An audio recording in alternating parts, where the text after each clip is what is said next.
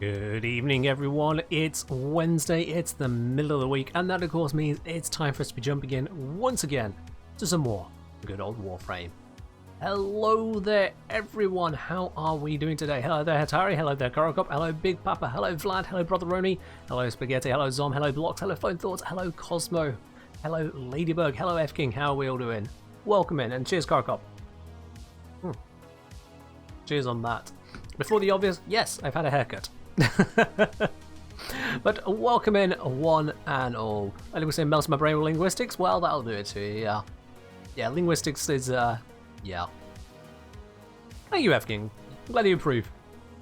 I would have it more like this more often, but it requires me to remember to actually go to the hairdressers and also not be interrupted by shit hitting the metaphorical fan, as it has. But now, sorted out, finally. Do you get beaten again, Vlad? You got beaten to the punch. Korokop is the Hydrate Master. This is a known thing. They are all over it. In any case, chat, today, after we've got the Sortie and the Archon Hounds out of the way, of course, I want to be looking at the mod adaptation. Literally just that mod. Because, well, unfortunately, there's a bit of a sticking point in using the information about the mod. The mod, for anyone who's unaware, when you're damaged, you get some amount of resistance. The pips I've got is plus 9% resistance to that damage type for 18 seconds. This will stack up to 90%. It doesn't matter what the rank is on the mod, it always stacks up to 90%. So all the ranking the mod does is increase how much resistance you get per hit and how long it resists for. Because I think basic one, the basic one is only 10 seconds. So each pip adds on a second. And each pip also adds on, I think, 0.5% resistance. So you can max this to 10% resistance per hit you take, but it's still going to take those stacks to get to 90%. Also, I did set the ticket going, didn't I? Let's get that going. There you go. Now you can claim your tickets. There you go. Alrighty, mind if I join Sortie and Archon Hunt? Yes, sure. May I join? You may indeed. Let me just switch off of solo, because that would otherwise block that. So let's bring in Zom for the Sortie and Archon. Let's bring in Korokop for the Sortie. Let's bring in Hitari for the Sortie. Don't know if they want Archon as well. We'll get to that when we get there. We will get there when we get there.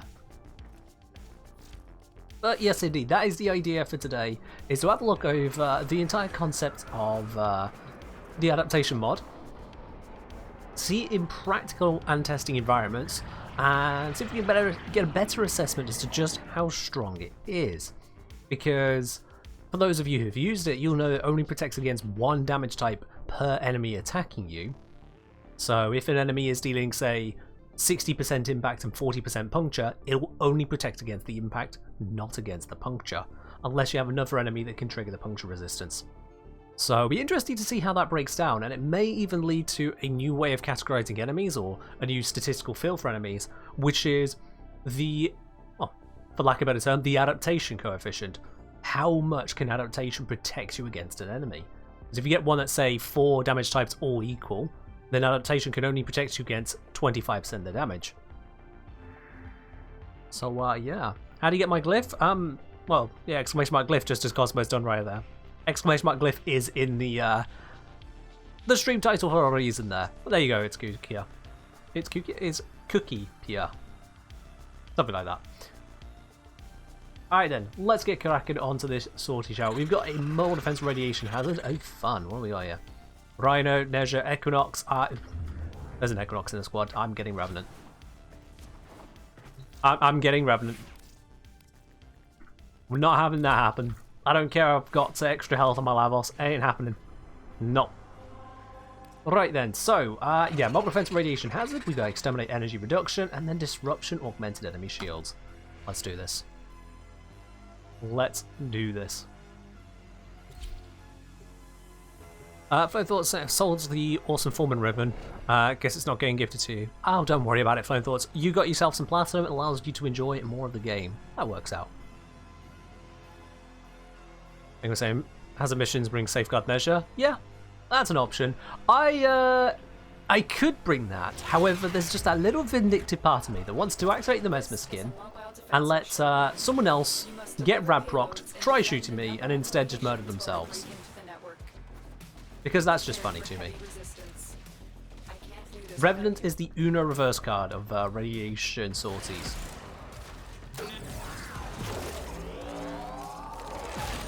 So yeah, it may not be the most squad-friendly approach, but I wasn't picking the most squad-friendly approach. I was picking the approach that doesn't kill me and retaliates to the people who weren't ready for the mission.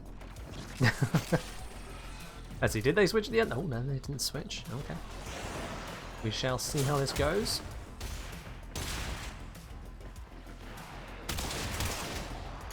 Yeah, Rev just tanks. He is a very effective tank.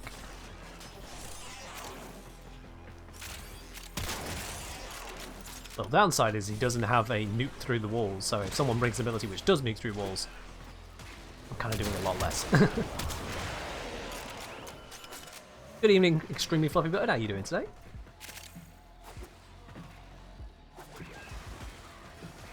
Oh, does that? Yeah, as well as can be over here. Hope all's well your side as well, my dude.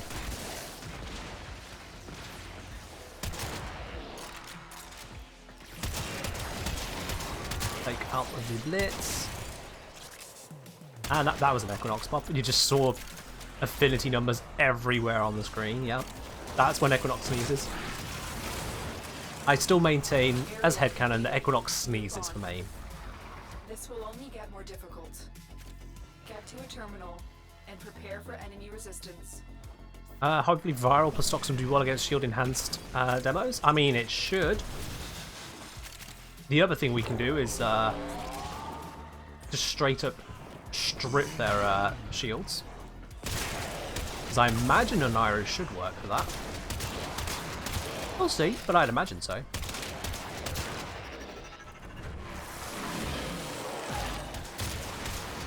I mean, I don't see why it wouldn't. Imagine if throwing someone from Rab-Proc and Mez of Skin allowed you to enthrall them. I think you can enthrall in the Simulacrum with friendly fire turned on, so possibly. I think we're just a Rab-Proc you can enthrall anyway. Get up. Oh, we're using Night Equinox. Okay, that's why. Oh, they must have power transfer because they've definitely been nuking. So yeah, it might be power transfer. That would make sense to use here. That would explain the overshields as well. What happens in that case? Well, if a player is enthralled, they can't hurt Revenant because they're now friendly. Nope. So, fun fact, I appear to be able to take damage as Revenant from the radiation zones. Huh. We are finished here. The shield does not protect against the environment. The more you know.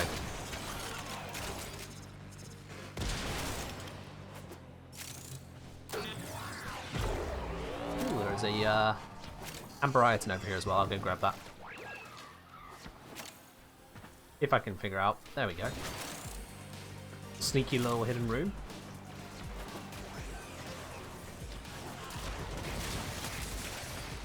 Yeah, you don't get control of the other player's Warframe using Enthrall, just like you don't get control of the enemies. They turn to your side, but they're still acting for themselves. You basically just put them on your side. They can't hurt you because they're on your side.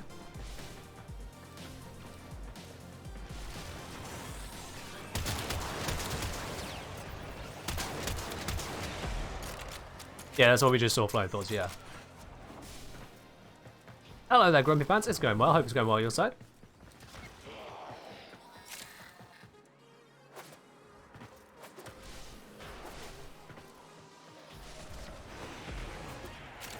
Yeah, Raw should have a decent range on it. If you mod for at least some range, you should have a pretty decent amount on it.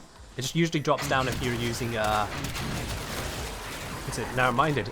On the other hand, yo, Warframe running in with a party of 217. Time does fly. Welcome in, yo, that is quite a few people.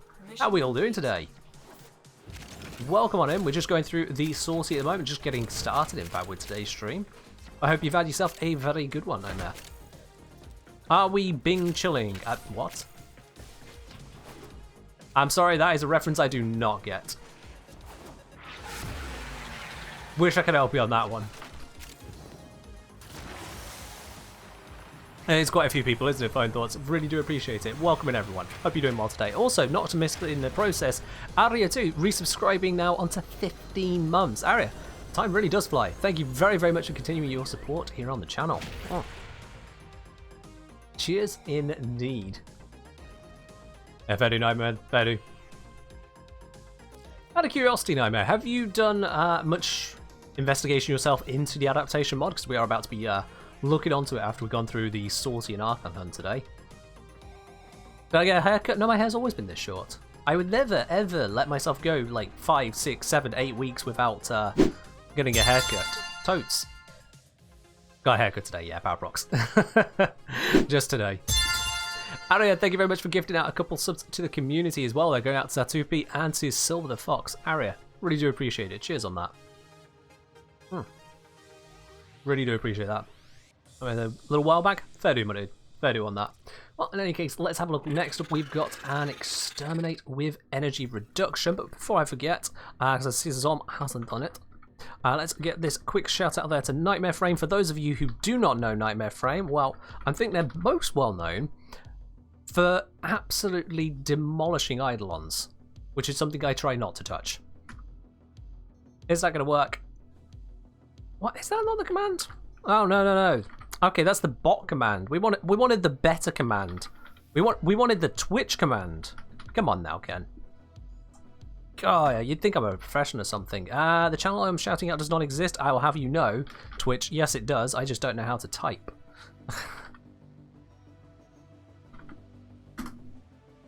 There it is, right. So there is the follow button at the top of your chat screens there if you're not already following Nightmare Frame. If you do want to check out someone who is vastly more experienced in Eidolons than me. And I do mean vastly more experienced. It's the equivalent of a toddler to myself in terms of mathematics. There's just no comparison.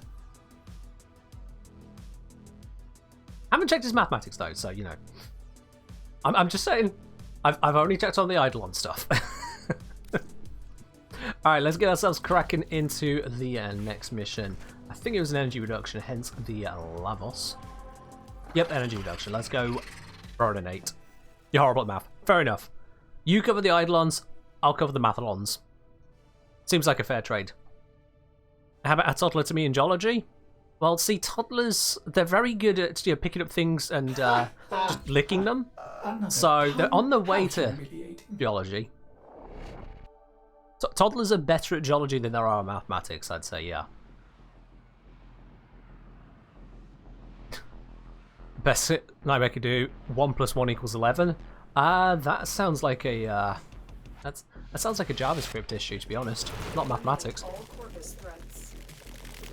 Because I'm fairly certain if you pop that through JavaScript, it will try doing that to you, which is pain.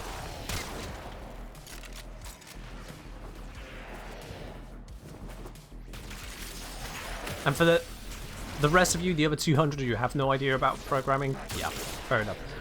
That joke is not going to translate very well. It makes sense. I mean, if you want to string it together, I suppose.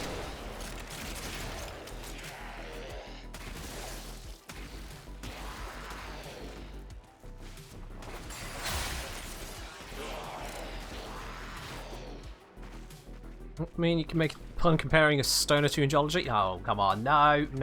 Flying Thoughts. No. No.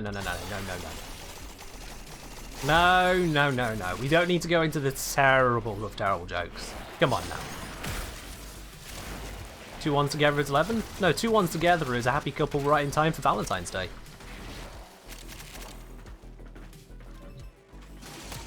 And now Grumpy Fancy speaking binary. You see what you've gotten done now, Nightmare Frame? We got someone speaking binary in the chat. And no one needs that. Leave the binary to the processors. And maybe also the Solaris. Oh. Didn't mean to use my one there, just meant to put Toxin onto the next cast. Because I can do that right here. And that should take out quite a few of them. There we go.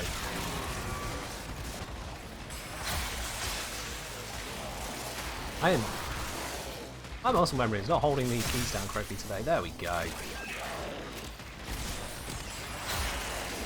There we go. That's the kind of flow you're looking for, loads of toxic. You have broken their ranks and they are on the run. Another successful mission. Find extraction.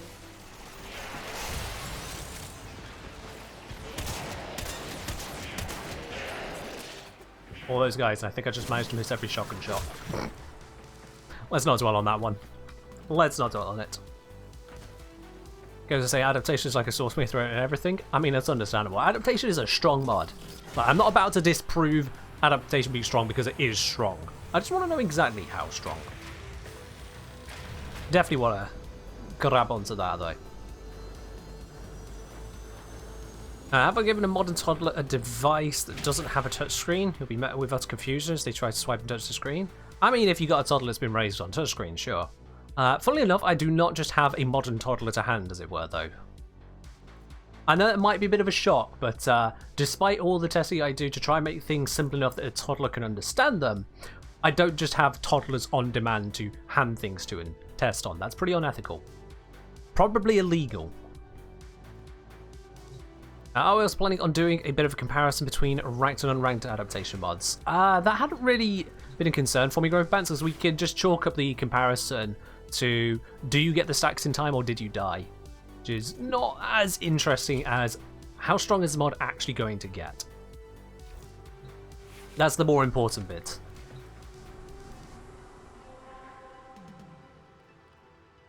Nietzsche saying test adaptation said the boss fight with 90% it's so fun standing those rockets she shoots. Yeah. In that case, that's where the weapons are dealing all of the same damage, but your typical enemy doesn't do all one damage type. That's where adaptation is going to get interesting. Gorokop, thank you for the reminder. Thank you for the reminder. Alright, what reward do y'all think we're going to get from today's sortie? The prediction is up. You can click that lovely blue spanner icon at the bottom of your chat window there. As we go into this disruption mission, is it going to be a NASA Sculpture? Is it going to be a ribbon? Is it going to be a booster? Is it going to be something else entirely? Make your prediction, and if you are right, you'll be getting a whole bunch of spanners back from the people who got it completely and utterly wrong. So that's why you should throw every spanner you can into there. Make it interesting. Always make it interesting. I radiate dad energy? No. No. No, the more I think about it, no. No. No. Operator, incoming transmission. I don't see that happening. Fortuna. I mean, all of my accessories wouldn't have, no, they wouldn't have led to anything either. And, well, with no one around at the moment, certainly not becoming a father in time soon. Nah. From Panzer put 2k on pineapple, and fair dude, fair dude. Alright, let's focus on getting these enemies dead. I don't actually need the clone, didn't mean to bring him in. Yoink! I don't care about the fire.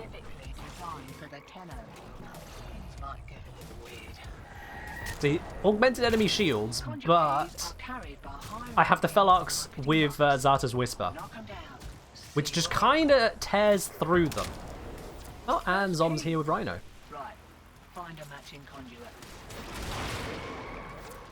Zom has really taken a liking to Rhino recently.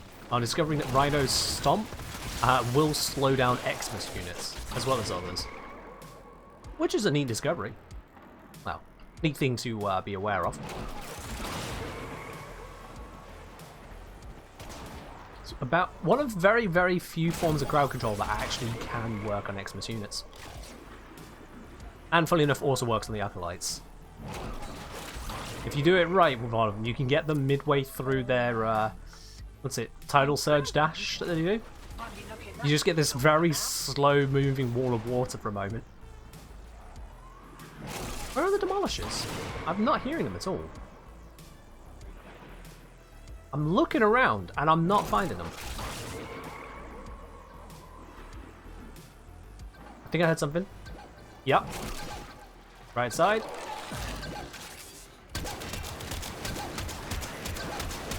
Oh, he's a tanky boy. Those augmented shields are doing something.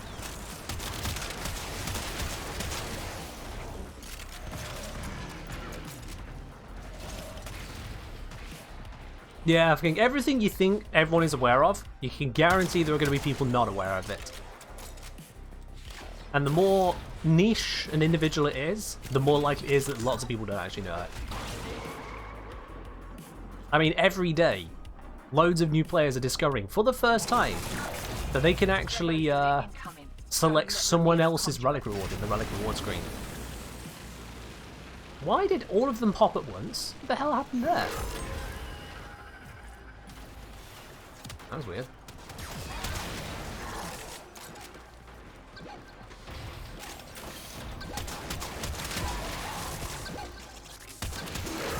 Well, that one's dead.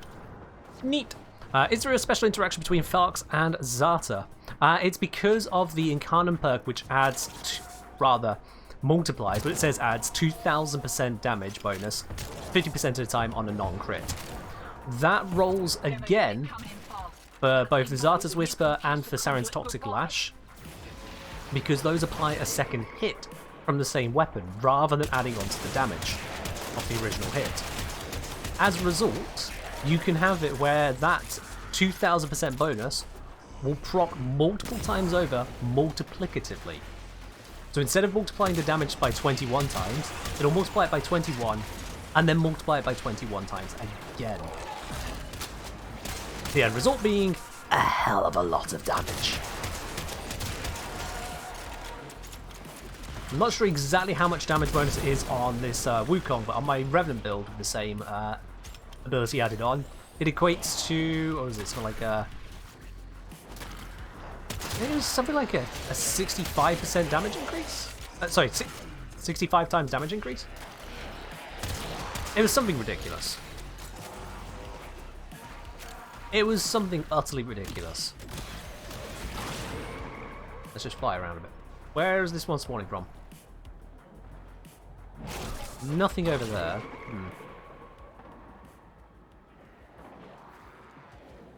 I mean, there's one demolisher that didn't even show up. Are they getting stuck somewhere? I'm getting concerned that demolishers, for some reason, just derped out this round.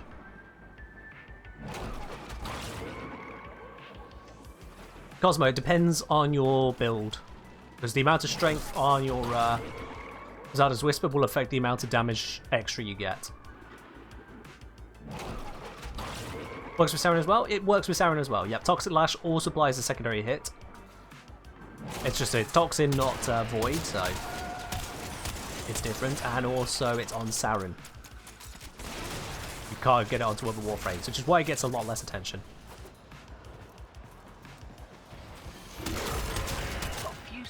Alright, we've got a couple demolishers that are just not arriving, which is really weird. I have no idea where they're getting stuck.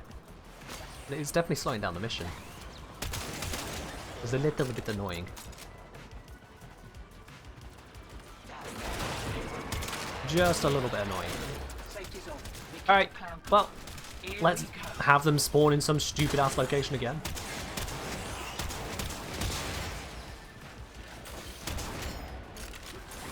The Zata and Toxic Lash stack, they stack additively.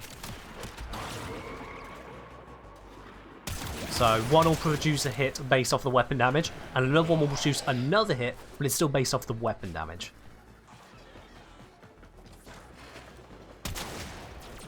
You won't, for example, be able to triple stack the evolution bonus. That doesn't happen.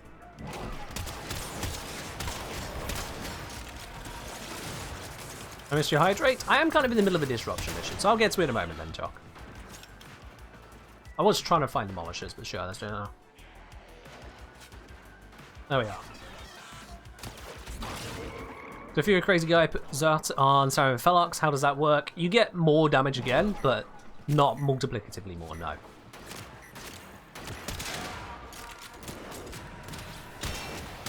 Can we have some keys, please? I know some demolishers weren't spawning or coming close, but can we have some keys? Hello? Ignasties, please.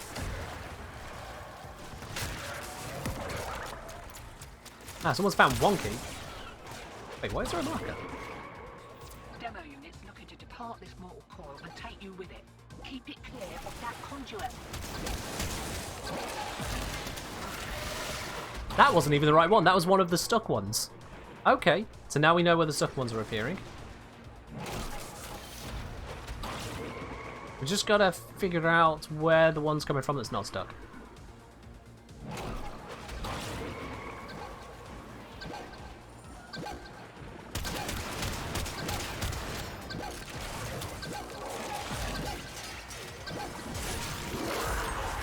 That's that one down.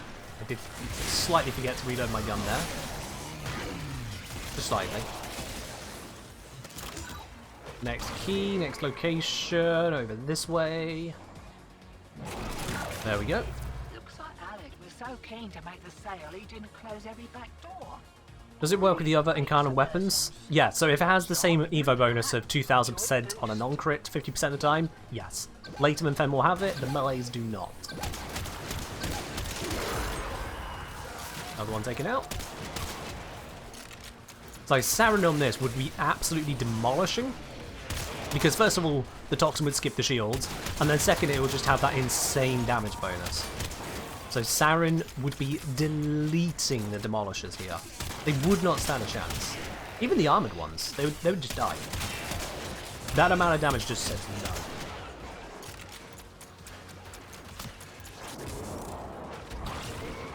Is Grasp Lock good, or is it fine to replace? Grasp Lock, that's the one that takes weapons off enemies and turns you into an auto turret. Yeah, that's pretty powerful.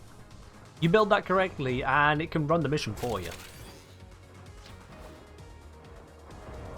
If you're going to get rid of anything on Zaku, well, first of all, what are you going to get rid of on Zaku, actually? What are you replacing? Zaku has damage, Zaku has tank, Zaku has, let's say, armor removal, further damage buffing. More damage? If you need more damage with Zaku, I think you're doing things wrong, to be quite honest. How much do you really need?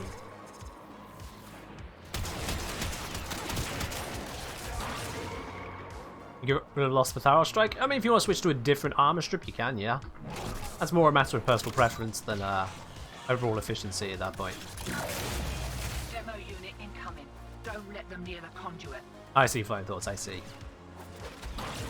Well, much like asking me how to get red crits on weapons which are not designed for red crits, the answer is, sort yourself. We cover the practical, not the whimsical. Backwards. Down low. Oh, need that buff on. There we go. And we're Gucci. Let's get out of here. Away from all those Arctic Xmas slow me down. Oof, you can feel the speed difference.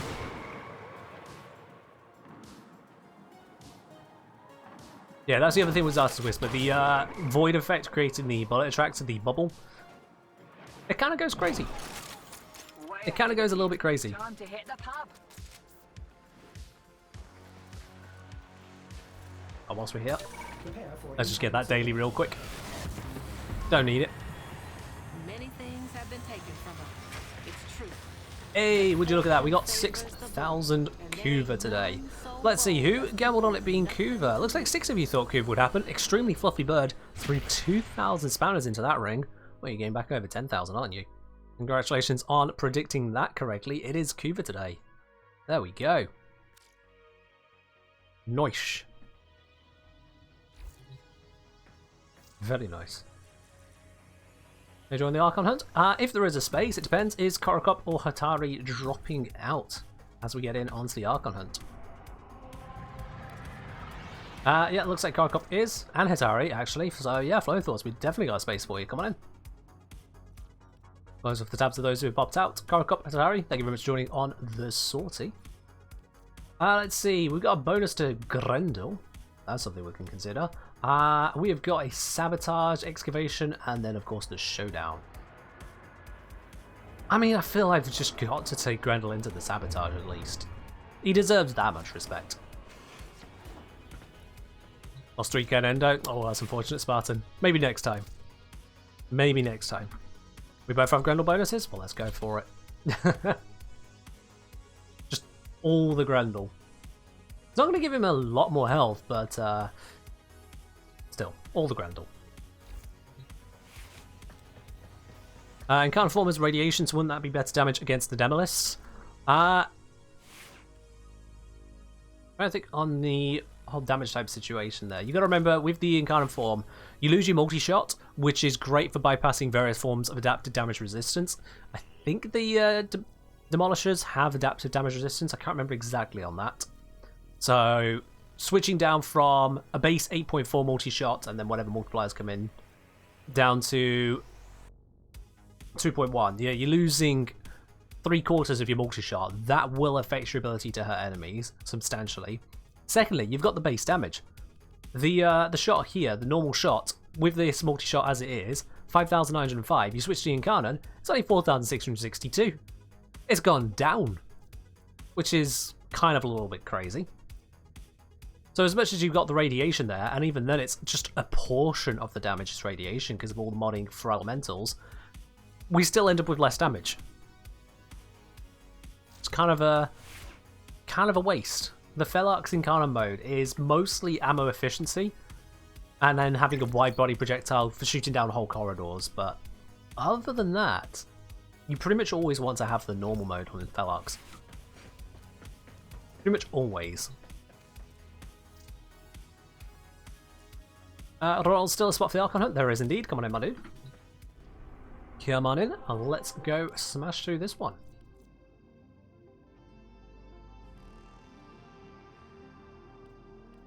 Just wait for them to pop in. We've got double Grendel, a Mirage, and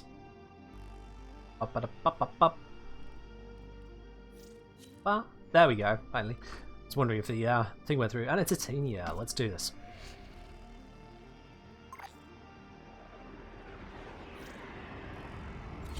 My excavation. It is excavation again.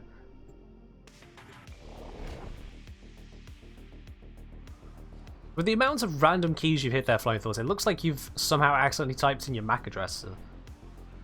Maybe a Steam code. Someone try that on Steam. Has Flowing Thoughts accidentally typed in a Steam code?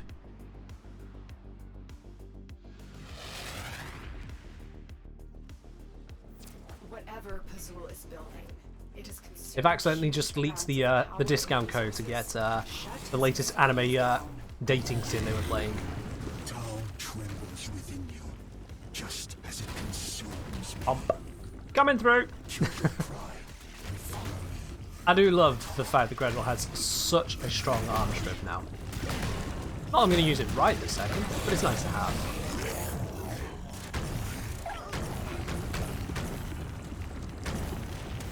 All the armor for us, none of the armor for the enemies. And easy control, because I don't think I have catapults on this build. Remove the biocatalyst from the Okay. mixer to halt the Grenier Easy control, proliferation. not the best jumping still. Take care when destroying the biocatalyst cartridge. There we go. It's highly explosive. And someone's already done this, let's roll this way. Now get to the injector.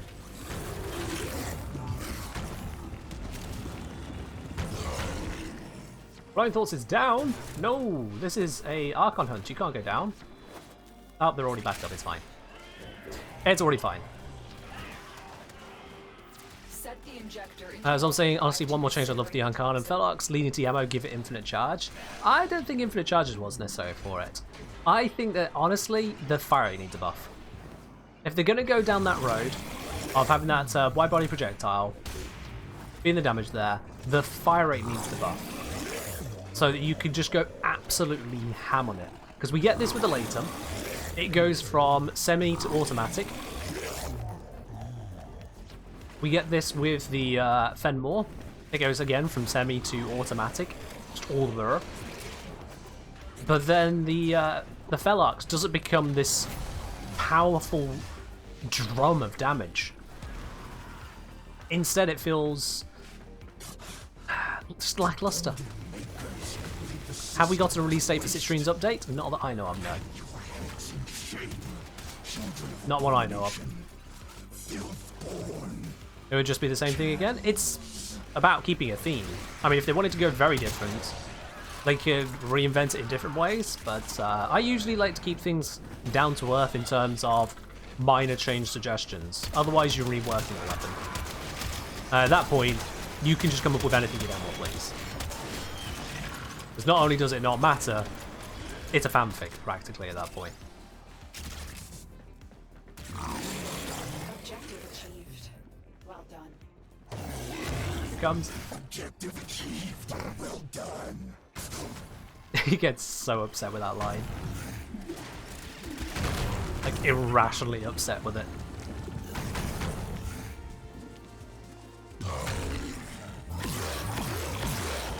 Just get rid of those guys, don't need them.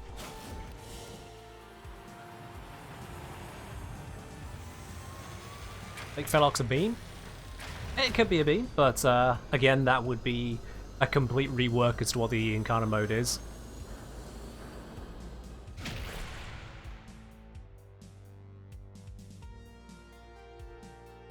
My biggest gripe with the Incarna mode on the Felox is simply just a matter of DPS. It has nothing special for it, it doesn't have a multi-shot trick to use, anything else, it's just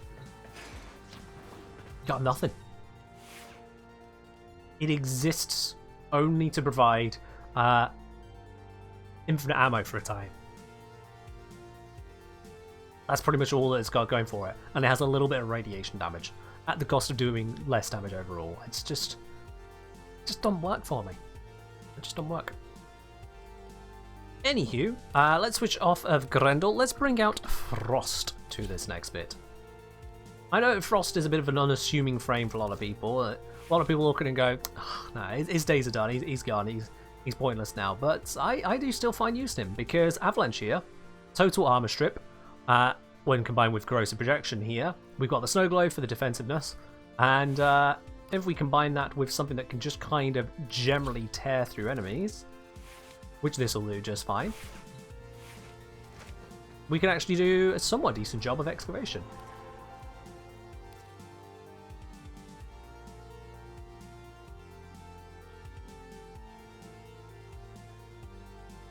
As I'm wanting Ice Wave Impedance on Frost. I mean, let's see if I can fit it in time, but that means breaking the build somehow, Zom. Yeah, you are far too late on making a suggestion. You know what the missions are going to be. You can see them on your side. And I don't have the mod, so no. Not happening, Zom. I'll refund you the points. What does EHP stand for? Effective hit points. So it's the amount of damage you can actually take before dying, as opposed to just your health points, which doesn't take into account damage resistance. If you have 50% damage resistance, it takes twice as much damage as it does your hit points to actually die. Hence, you effectively have twice the hit points. That's what it means, Trekkie. Nah, fair enough, Zom. Just too slow.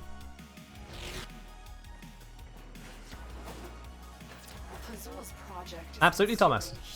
Frost used to have, honestly, pretty terrible armor strip. Like, I think it was 25% at base, which just works for no one.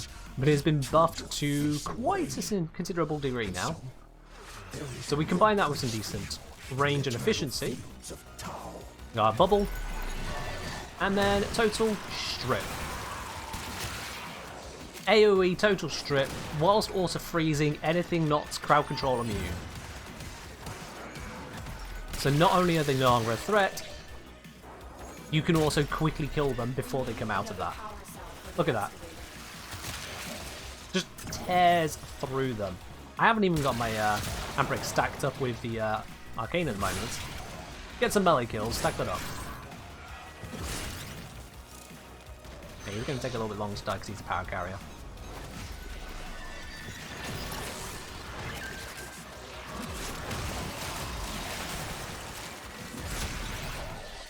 There we go. So I've got 6 stacks on my Dexterity Arcane now. And I apparently switched to my secondary weapon. Oops. Freeze the group.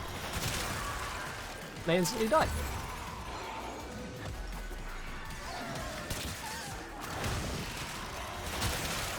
Yep, it's effective. Oh hey, a Cooper egg. Nobody wants what Frost has, being kept relevant. Limbo is in a very tough position, and it's a position that DE put themselves into. You can't create an ability that's all or nothing unless you are ready for it to be either completely underwhelming or thoroughly overpowered. That's what all or nothing means. And that's what DE have gone and done. It's an old design on Limbo, but it's basically having the Rift and having Stasis, those two all or nothings in one. It's a toughie. I'm not sure what they can do to handle that gracefully, to be quite honest with you. Because either Limbo trivializes content, or he dies in said content. Not quite a good combo to have.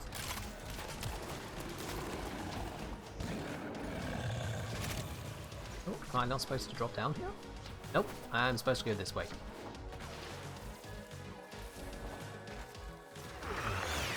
Ooh, that's a bit scary. Freeze it. And now it's not scary. See? Practical problem solved. Oh, did I accidentally just activate C? I accidentally just activated C.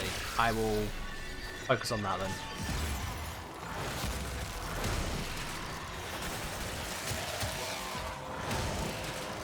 Total armor strip, 3 damage, and of course because I'm using Amprex, it's got electric rocks as well, dealing even more damage to a group of enemies if they happen to be clustered. Which again, with the lack of armor, they all just die. Oh, well that was an unfortunate laser beam. That is the one thing that gets through all of the defenses. The laser disco sentience just annihilate everything. There is no protecting against them if you don't see them in time. 0.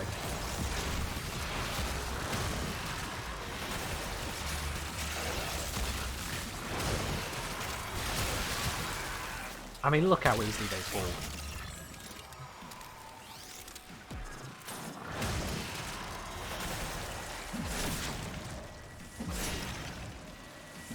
Don't fall as easily to the glaive, those ones. But most of them do. There we are. Did you know you can't operate a finish with Umbra because of his passive? Oh. I did not know that was a thing. Oh, he dropped. That might be painful for me. Ah, I survived it.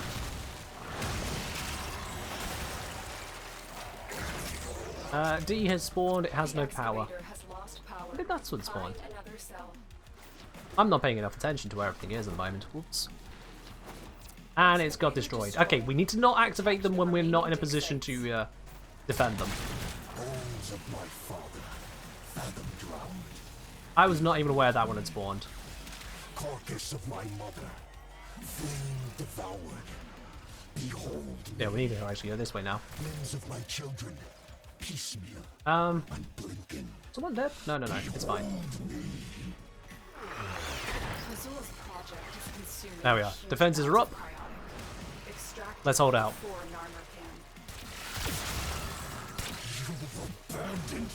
Freeze and kill.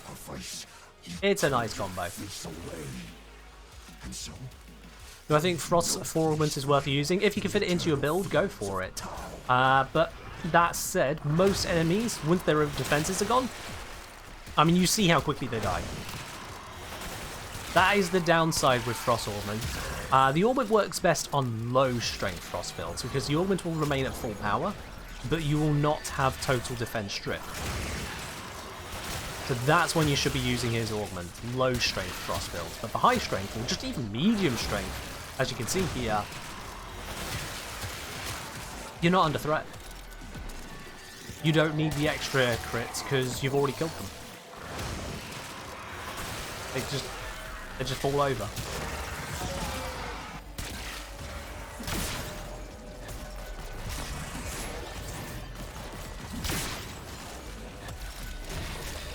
Oh no! Oh, I looked at chat for a moment, and there's that thing there. God, they're a menace. They are actual menace. And I took a fire block. Where's the Arsenexmas? Hold on, hold on. Whoop. Where was the Arsenexmas? I did not see the one that touched me. The excavator has run out of power. Find a cell. F is active. I'm not over there.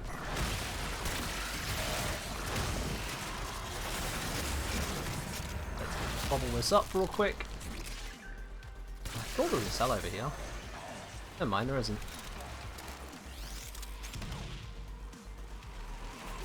I see avalanche only gives you stasis immunity. Sorry, what?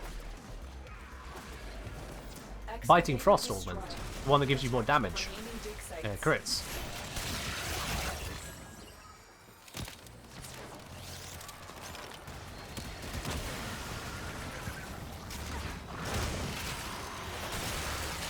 Rapt, I can't even tell if you're being truthful or not with your claim of Archon Hunt's run. Or if you think you're being truthful, because you're not being. I can't tell if you're trying to reference your own stats or just being fully snarky to the video snark. That's the problem with mimicking, how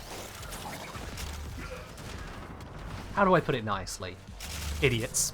The problem with mimicking idiots is that it's kind of hard to distinguish when you're being sarcastic and mocking them and when you are actually part of the crowd.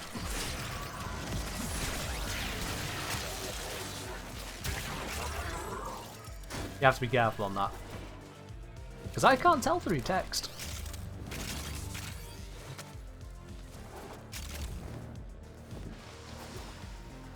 Hello Moonflower, how are you doing today?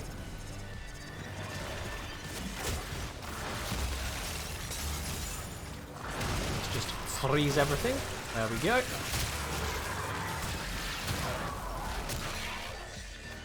Anyone who struggles with this mission really needs to reconsider how much they ignore defensive frames. Because this combination of Frost and Gara here is holding it together. Basically, defensive frames defend. Who bloody well knew?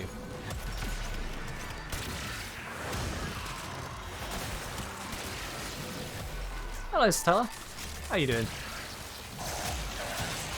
Nope, we'll have no instant death laser beams from you, thank you very much. Had quite enough of them. Alavos was not pleased when that happened.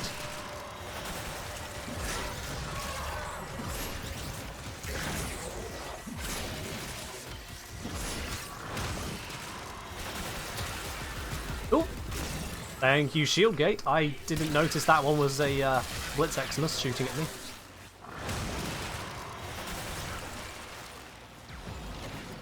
You run a car prime, absolutely defense. You run a car? I'm going to assume you meant Gara. I'm going to assume you only meant Gara there, surely.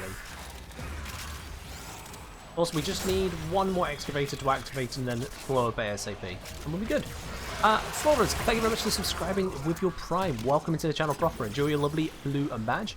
You most go with it. Your access to the supporter T-Lounge over on the Discord. And of course, no more ads here on Twitch. Definitely go enjoy that. Alright, so I'm not going to defend that, because I want it to blow up. Because if it blows up, we get to leave here quicker. I'm just going to keep myself safe, but otherwise stay away from it. There's no round reward. There we go. Excavator destroyed. So now we can just go. Remaining dig sites. Azul will need to look elsewhere for his cryotic supplies. Good work. Fair enough. Usually Raptor, either sarcasm case, which is uppercase, lowercase, or /s at the end of sarcasm. Those two typically verify sarcasm.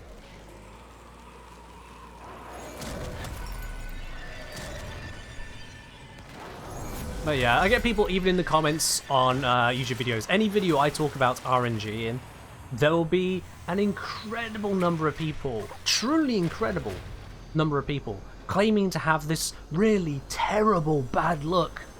Alright. First of all, you're claiming something that happens to 1 in a billion people, and 42,000 people have watched given videos. It's like,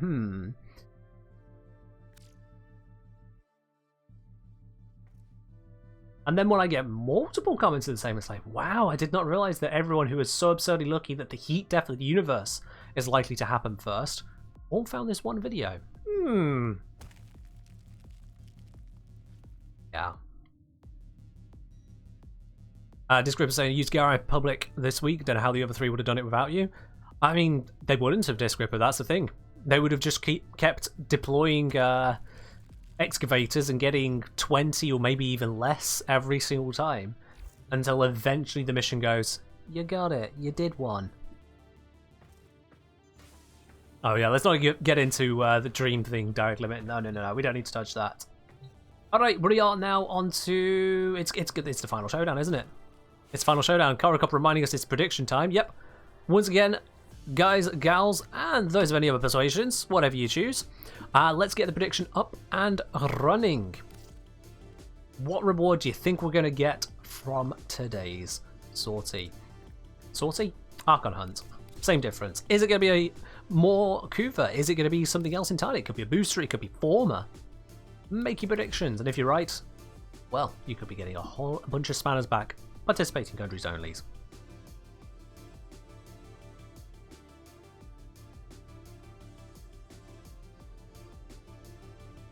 As I'm saying, guys, gals, non-binary pals, still not quite fully inclusive. We're going to go that way. We could just go with, I don't know, problems, solutions, and those yet to decide. Let's go with that. I'm fairly certain quite a number of you here identify as a problem. Fairly certain. Alright, let's do this. Elite sortie? Well, it's not actually an elite sortie Karakop, is it? Because they no longer count as sorties for Nightwave, which, frankly, I find a ridiculous change, but there we are. There we are. Grimpan saying, "It'll never surprised me how many people will just lie on the internet for seemingly no reason." It's just, Archon Boreal serves only the you really cannot He take cares nothing anything on the internet at face value. Unless someone fully backs up what they're saying, you just can't. And the problem is that so many people, I've noticed, will take a tweet or even a screenshot of a tweet at face value. They're like, yep, this tweet says this, therefore it is true. It's like, how do you know that? How do you know the person even said what is in the tweet? Well, did you check? No. Right then, what the hell? It's so common. I should probably got some more kills. I didn't even switch my... Oh, I didn't switch my Felox over to the correct one. No. No, this is no good. Oh, well. If someone else wants to do the one shot, you're welcome. I brought the wrong Felox build. It'll kill it, but it won't be one shot, and that's just not as impressive. Flying Thought's gonna go for it? Alright, Flying Thoughts. Let's watch you nail it. Get that one shot. Boreal is here. And if you don't get it, you're banned. Use cover and No pressure. do not let him heal. Anytime you want to kill it would be great. Anytime you want to kill it. Flying Thoughts is dying.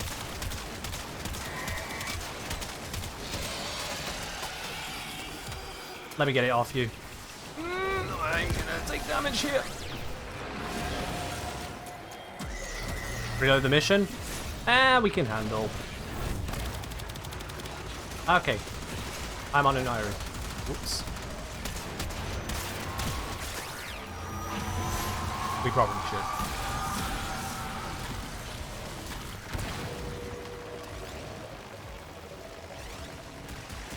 What is that thing even doing? Oh my god, just shatter. Why did I not think to check my weapon build? I only brought Revenant. I didn't change my weapon builds. It's so dumb of me.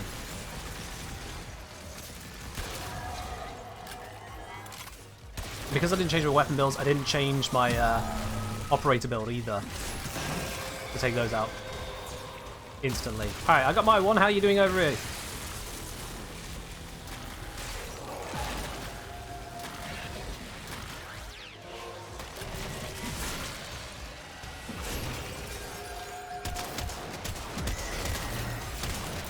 Hold on. Maybe Incarnate mode? Hey, there we are. I found a useful Incarnate mode. It kinda deals with these guys. There we go. We have a use, chat. We have a use. There we go. And the pop. Alright then. Ah, they've said we'll be harder on Archon hunts. We'll see what they actually do on that. I mean, at the end of the day,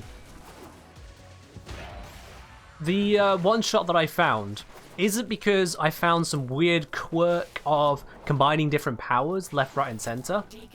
The one shot that I found is mostly because D just didn't add a bunch of things to the adaptation equation. That's what happened. They didn't add crits, they didn't add multi-shot, they didn't add the evolution bonus. They continue to add in elements here or there, and then not account for them. It's all a bit odd.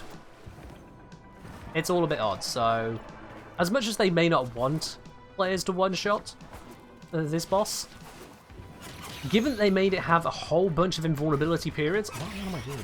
Why is it doing that? Ugh. I was trying to jump and it was just going all sidey-widey. Anyway, yeah, as I was saying, given they made that boss have so many invulnerability phases, and they also made it vulnerable to crits, headshots, all that kind of stuff, you can't tell me they just didn't want it to one-shot when they basically made it one-shot.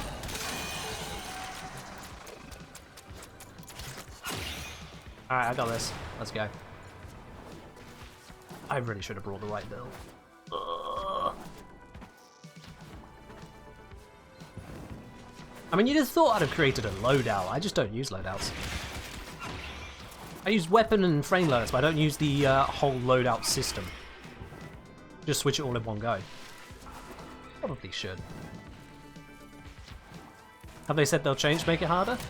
They did say at some point that they didn't want it to be a one-shot, and they may be looking at things, but whether they actually are looking at things, or if they've just gone, you know what, sod it, if someone's going to one-shot it, they're going to one-shot it, let's get on with it, making a paradox, then that's on them.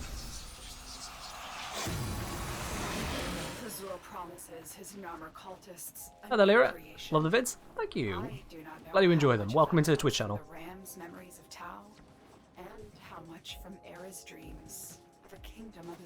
Alright, so let's go find Boreal and hopefully take them out before they summon more of those aerialists, because those aerialists are an actual problem if you don't bring the right gear for them. If you bring the right gear, they're easy. If you don't bring the right gear, they're a nuisance. Where do I think Boreal's going to rear their stupid head? I'm going to guess, like, right here, hopefully. I want to go for a nice, clean headshot.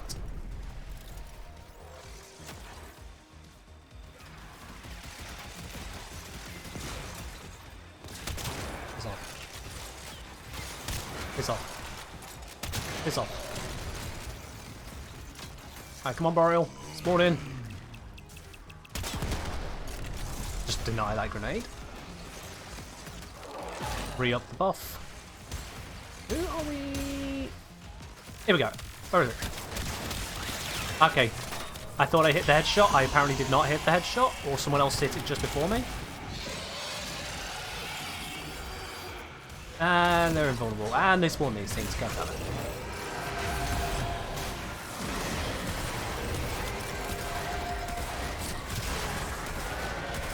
God damn it. I don't know why Boreal took basically no damage there. I swear I was pointing straight at the head. That was weird. Yeah, you can shoot grenades. If you shoot out grenades, they become your grenades, and so they'll damage enemies, not you. Yes, you can absolutely shoot out grenades. Gretnal can also swallow grenades. And they explode within him in a muffled sense. Like some Looney Tunes thing. Come on. Yes, your canisters have 20 million HP.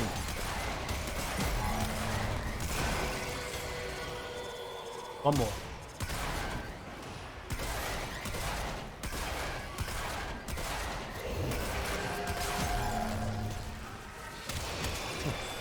That was just the right amount of incarnate on it.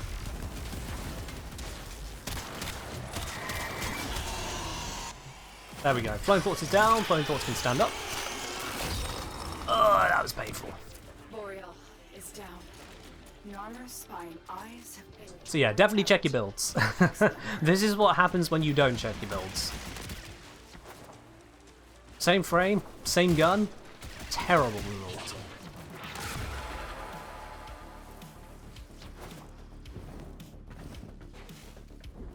There we are. Let me say, is it better cleared Steel Bath with Ash Prime and Convectrix? I don't know why that would be bad. Using a frame and weapon to clear Steel Path? No, I don't understand why that would be bad.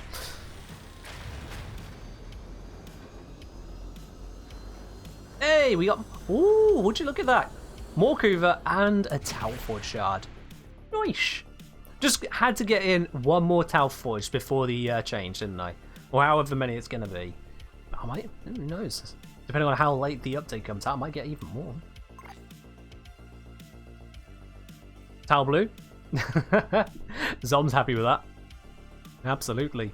So to those of you who guessed we get yet more Kuva, only 4 of you did. Well, you get back a lot of spanners right there.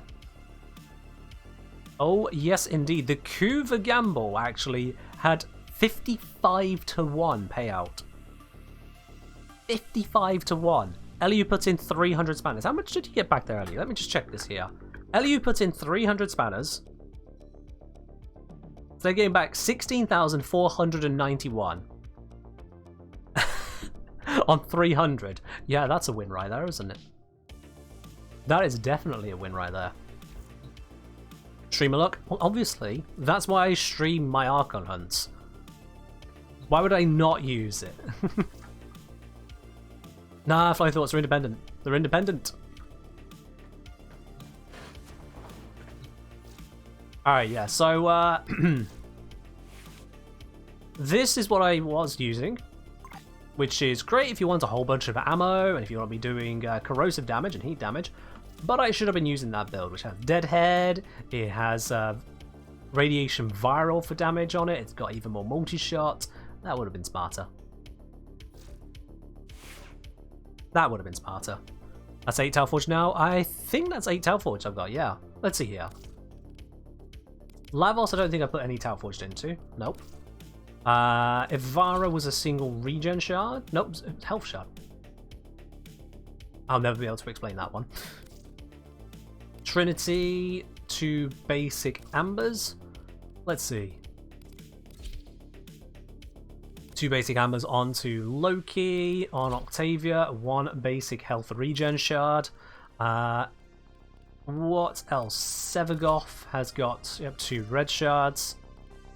Rhino, 1 blue shard. Banshee here. There we are. Banshee has got 1 of my Tau Forged. So I've got a Tau Forged Amber on Banshee. Frost has also got a Tau Forged Amber, so that's 2. And I think, yeah, that is all of my Tau Forged currently in use. And then I've got another 6 here. So yeah, that brings me up to 8 Tau Forged shards now. I don't pay much attention to leaks, ridiculous, no. When any company is happy and ready to release stuff, they can release it. Until then, I don't look at the leaks.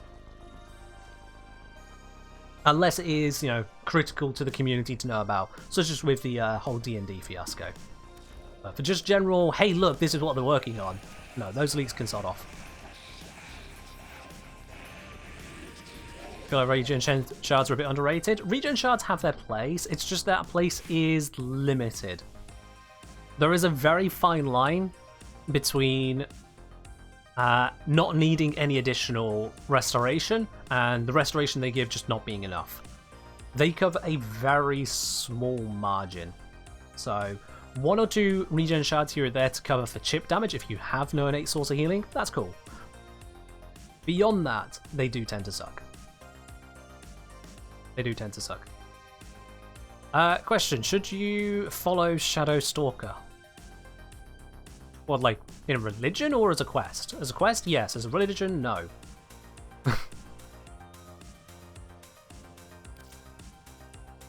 Health regen shards from Garuda is nutty. I mean, Garuda's a special case. Garuda is powered by health, so having more health, regen over time is helpful. She's different on that. Also, she's got Blood Altar if you really want health. I know some people just Helminth that out. So, a niche investment there. But yeah, niches exist. When there's 51 Warframes, if there was no use whatsoever for something, then I'd be really concerned. Anyway, Ronald, Flowing Thoughts, Zom, thank you very much for joining in on the Archon Hunt. You have yourselves a good one. And take care. Because now I want to be having a look at this adaptation mod that I've been talking about in the stream title earlier today. Quick reminder on that adaptation, the mod where when you take damage, you gain resistance to that damage type. And this applies to both your shields and to your health. It is on top of your armor bonus in a multiplicative sense. So if your armor is providing you with 50% damage reduction, this provides you with 90%, you've effectively got 95% damage reduction. I guess you can say not even for a quick thinking build. A quick thinking build is just a quick thinking build. Having health regenerate doesn't actually matter to that because you either have enough health or you don't. And then on the quick thinking side, you either have enough energy or you don't. A little bit of regen is not changing that.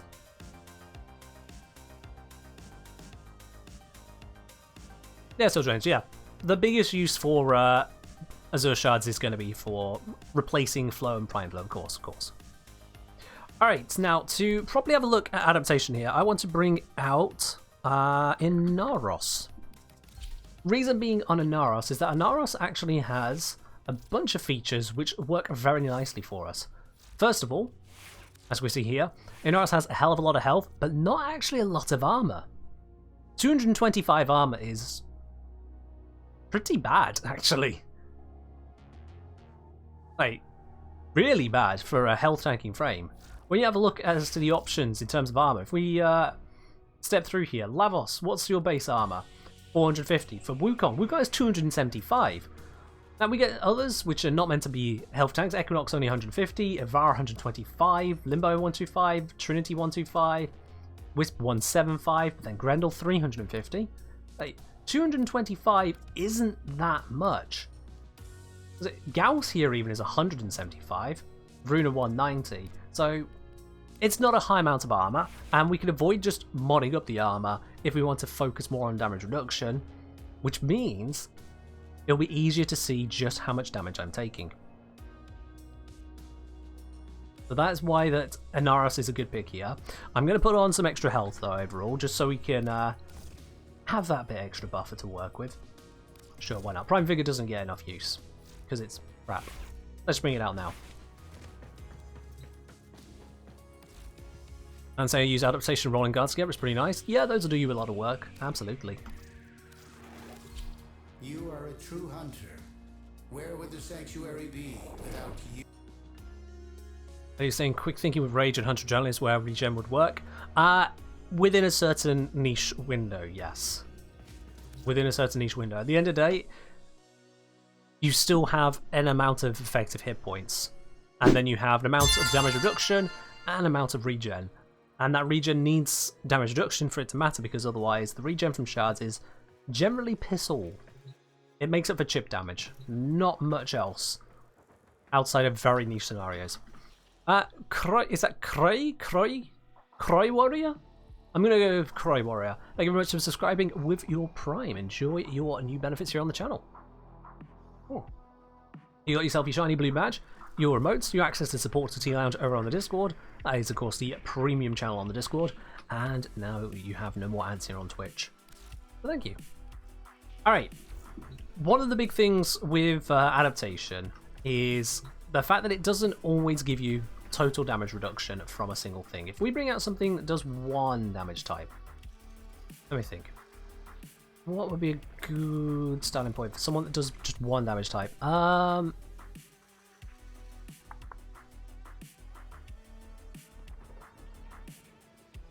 Let me think. Oh, I would. You'd think I'd remember one that just off the top of my head. Arcane Grace? Arcane Grace is great, yeah.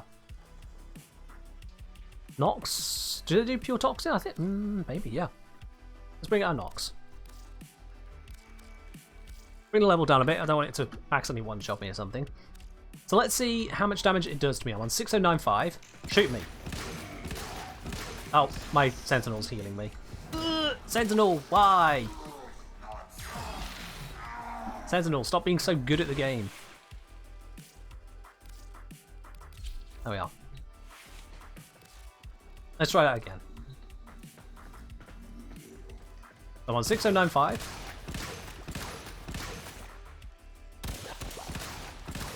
Okay, each hit seems to be taking out about 100 health, yeah. Wow, he just insta-died to that. It's like close to about 100 health. Why is it saying top? It's an impact adaptation. I thought I took adaptation off. Okay, now I put it on. No. How much is it without the defense? Hit me.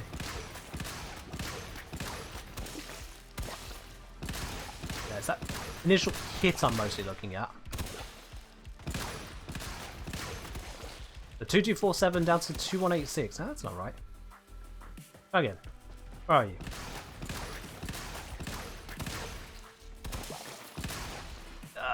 Quick math in my head's not working.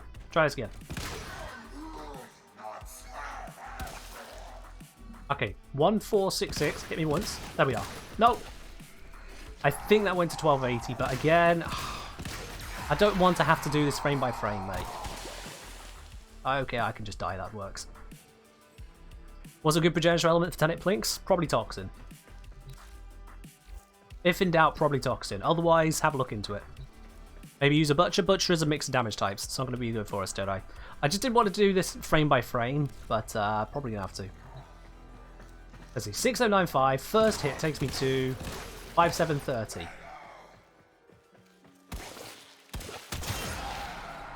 5730 from 6095.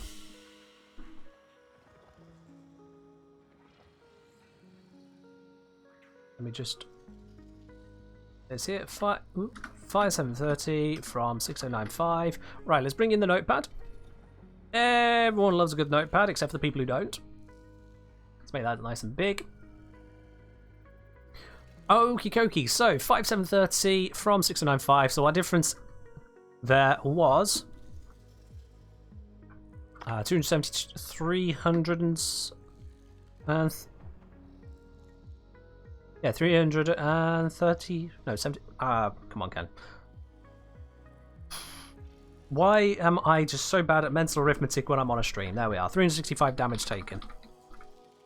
That shouldn't have been that difficult. I'm definitely a little bit tired still. Whatever. It's been a month. So we're on 225 armor. So when we run that through, with 225 armor, the way that we figure this out, don't do the Parazon thing. I really hate that animation. Because of 225 armor, this means that we took in actuality almost 225 divided by 500 more than that, which is 525, which equals. I'm going to make this wider. 365 divided by 1 minus 225 over 525 comes out to 638.75 damage. Okay, fine, DMG, whatever. So that's how much damage we took from that initial shot from the Nox. I'd like to verify getting that number a few times over, just see if there's any randomness to it.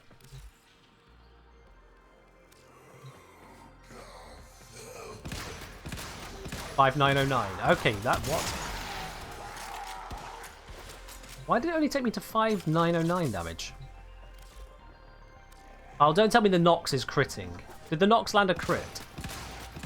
Oh, I didn't heal. My bad. Piss off, I need to heal. I need to heal some more still. There we are. Okay. Please tell me the Nox did not crit. Why are you shooting me there, dude? Get closer.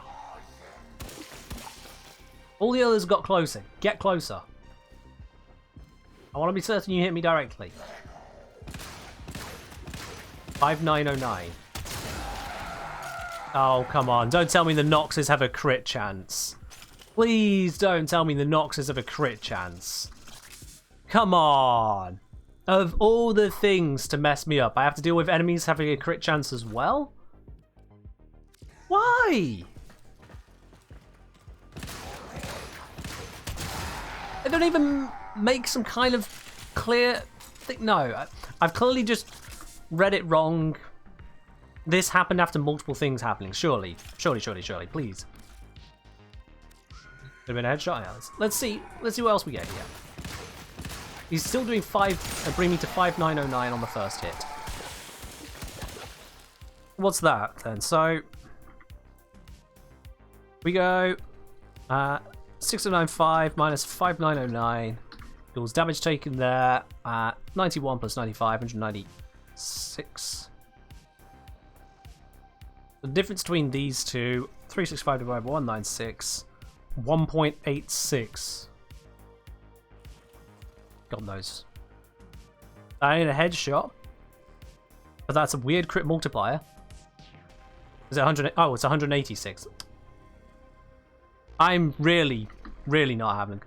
Is it? Yeah, it is. Sorry, my bad there, chat.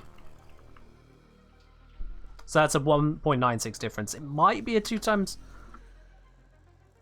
multiplier, and we're just getting rounded figures getting in the way because of armor. It's a few points out for it to be that.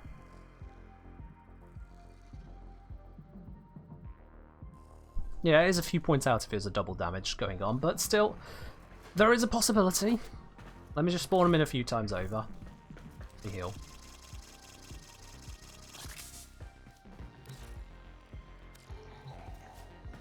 Come on. 5909.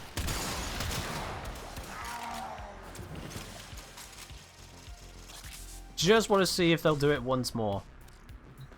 I have no idea what their crit chance will be if they have one. Can you get closer? Bro! Maybe it was just AoE crap. Me directly. 5897.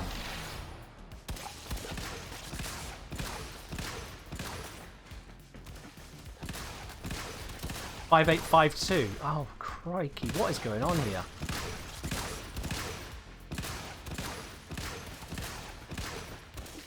Okay, direct hit me. Now it's 5909 again. What?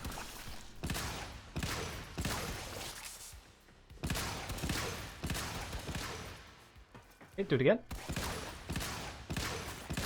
5909. Also, I love how he missed a few of those shots very clearly. No, don't hit me whilst I'm healing. I want full health, damn it.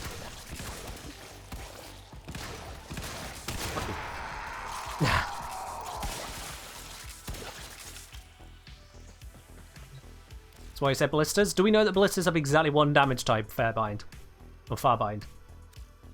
Do you know this character right here only deals a single type of damage? That's the assumption we're running under with Nox, is that they deal pure toxin. It's an assumption, but it's the assumption we're running under. Bomb mods do too much damage in one. Too much damage in one. Too slow a fire rate. Check with adaptation. Did you really just... Check with adaptation. Have you read the stream title?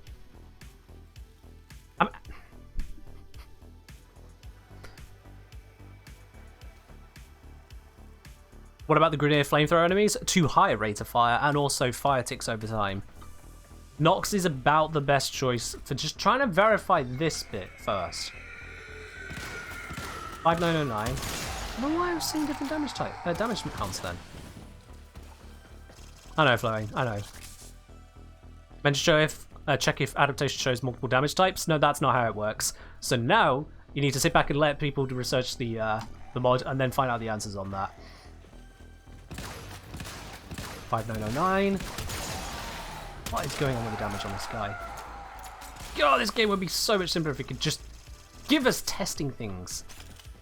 Tell us what's going on. Oh.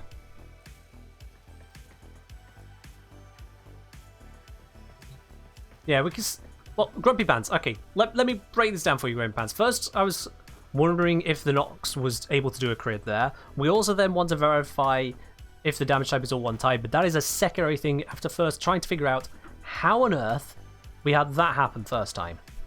I know there are a load of questions you guys have, but the thing about questions is that they take time to answer, and it takes a lot more time to answer than it does to ask, so slow down. If you see me answering one question or trying to figure out the answer for one question, might be an idea to hold on to your next question until after that first one is answered. Because otherwise, you're just going to frustrate me. And that's when I start handing out timeouts like the free candy. This especially goes to those of you regulars. You know how this works. Come on now. One question at a time. And I'm clearly answering one right now.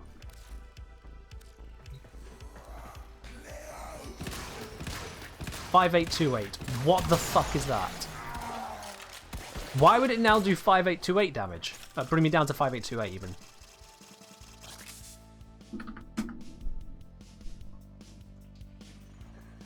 Why is there this variance in damage? A lot of the times it's taking me down to 5909 hit points, but that time it just took me to 5828.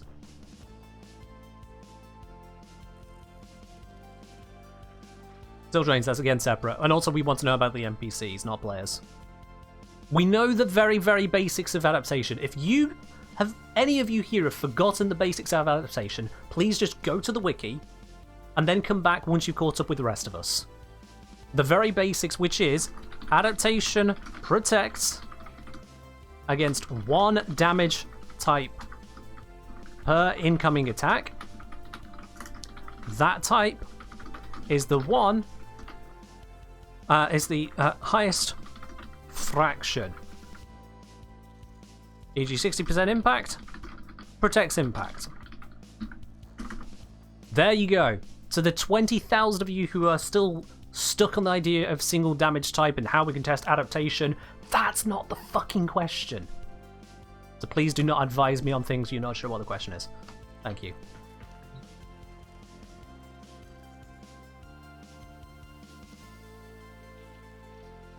No bad jokes, Doc.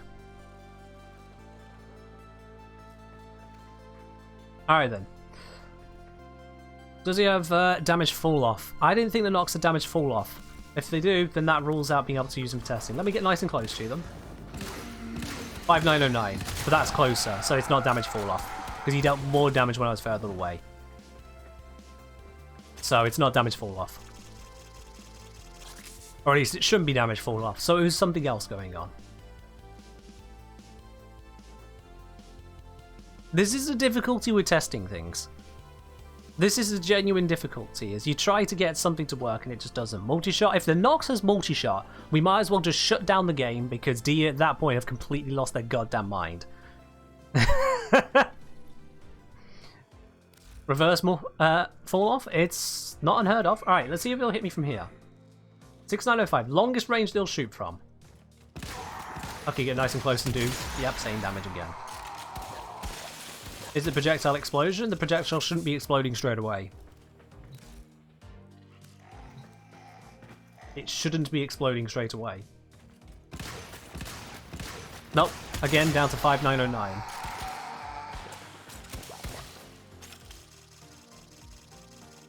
What's the first damage tick if I wiggle around?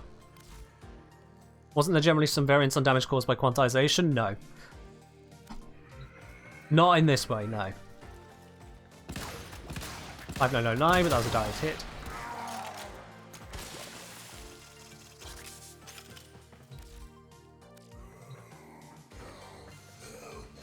Alright, I'm gonna wiggle. And that was just the AoEs from the explosions, so yeah, no. That was separate. It was almost certainly a direct hit. Because hitting the ground does not cause immediate explosion, they're timed explosives, so it's not that.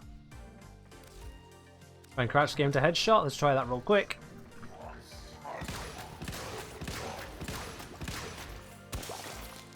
If you want to survive a Nox, crouch. They become morons. What the fuck is this, dude? What the fuck is that? What is that?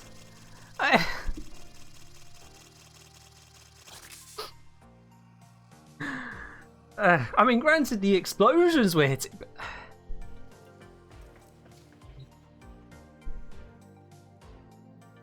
And this is why it is so damn difficult to test anything in this game. This is why it is so damn difficult. Because enemies are idiots, and the game tells you nothing. He's only trained to shoot standing targets? I just...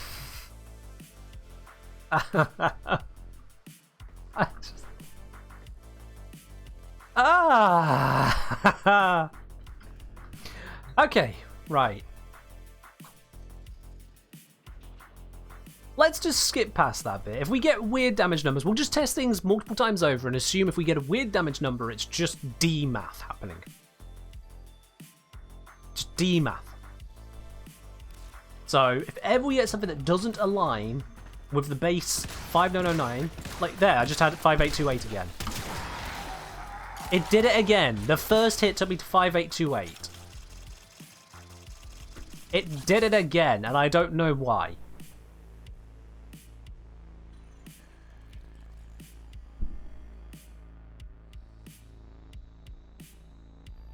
Why does it sometimes do more damage to me?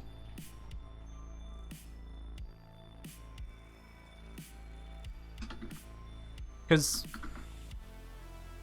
that is 695 minus 5828, 267 damage, which compared to 186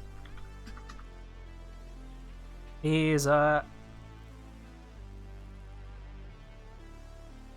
technically 1.44 times. And that 1.96 is compared to the yeah, 365 damage taken. That one was that much higher, so we thought that one was a crit.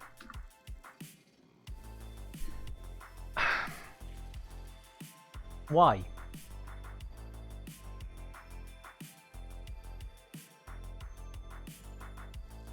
Nox was such a good choice, but then it wasn't because DE. So again, as I said, I'm just going to test multiple times on each step we take. Because most of the time, yeah, it brings us down to 5909 as a base point. Okay, so we can try and work around that. We just got to take multiple data points and figure out which one relates to what damage incoming. The main takeaway, if we just delete all that original God knows what happened crit super headshot bull that was, the main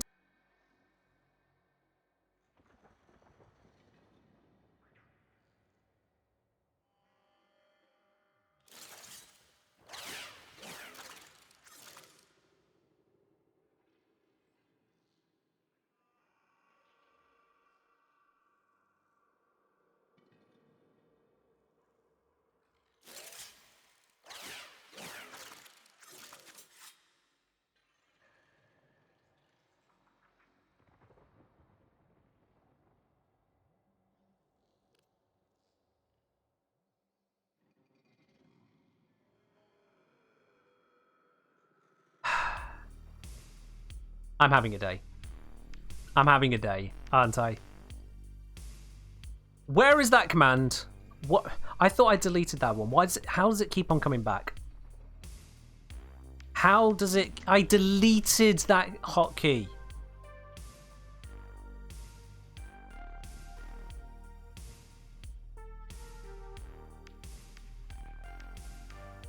Go away.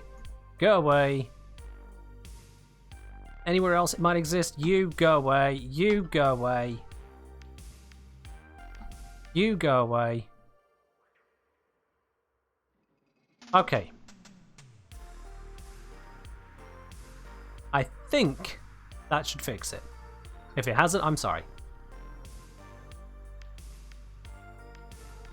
Start case. Ray, I'm not even touching that.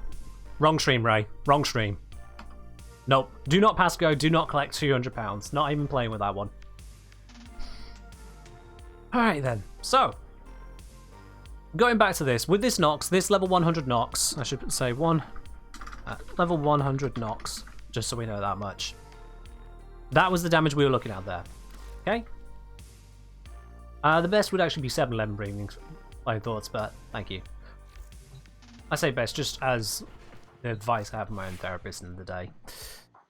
Okay, so with that as our sign point for the calculated amount of damage the Nox was dealing, let's first see if we can get some toxin resistance in here.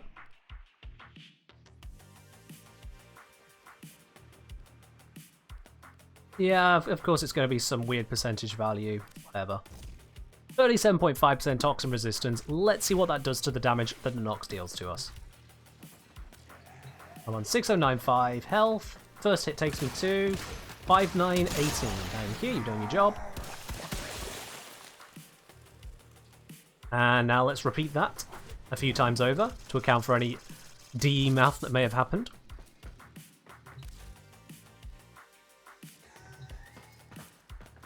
Go ahead and shoot me again. 5918, good to know. I'll just put a dot there to say it's happened again.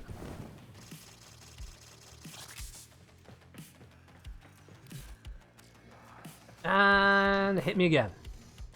5918. I think we can confidently say 5918 is the regular hit, because that one keeps on happening.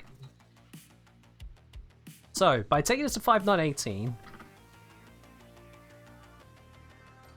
that is reducing the damage only by 9 points.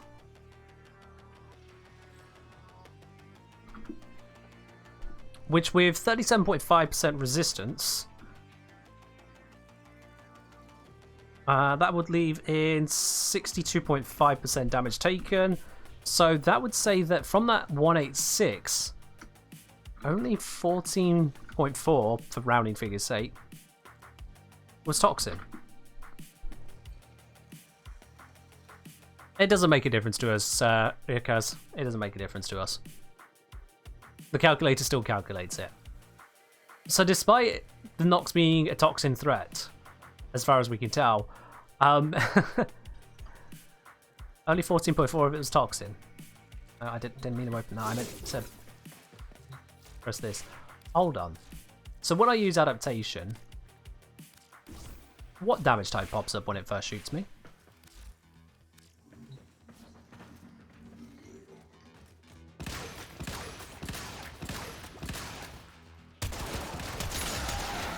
Hold on. Hold on. I saw adaptation tick in twice. It did both impact and toxin, but I was watching it happen very quickly. If I thought, say, what if you tried using shields to avoid all sorts of damage reduction? Shields, first of all, have damage reduction, and secondly, toxin bypasses it.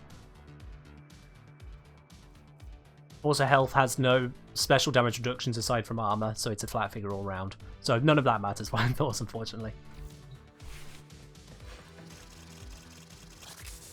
I'm gonna have to do this. Check this one by frame, aren't I? Why is it giving both impact and toxin at once? Right. I'm back recording that. What's going on there? That just looks all manner of weird. What is going on there? The good news is, chat, I came prepared for this. I kind of figured we'd need to do this at some point. I didn't expect to need it straight away at this stage, but let's have a look. Toxin is stacking faster. The Toxin is stacking faster because of other things going on, but we need to see exactly what's happening there. So before you start drawing conclusions, everyone, chat, and I know a load of you want to draw conclusions because the idea of being the first person right is so invigorating. Please, you exhaust me. Being first does not mean you are right. Let's find out what's happening rather than 20 of you suggesting and atting me things about how you know what's going on. Because I am so close to handing out timeouts to people who tell me they are correct or state something like a fact when they don't know for a fact that it is. Honestly, it is infuriating the number of you that feel the necessity to do that. Get better. This is a research stream. I want the audio as well. So we research. We don't jump to conclusions, chat. Come on now.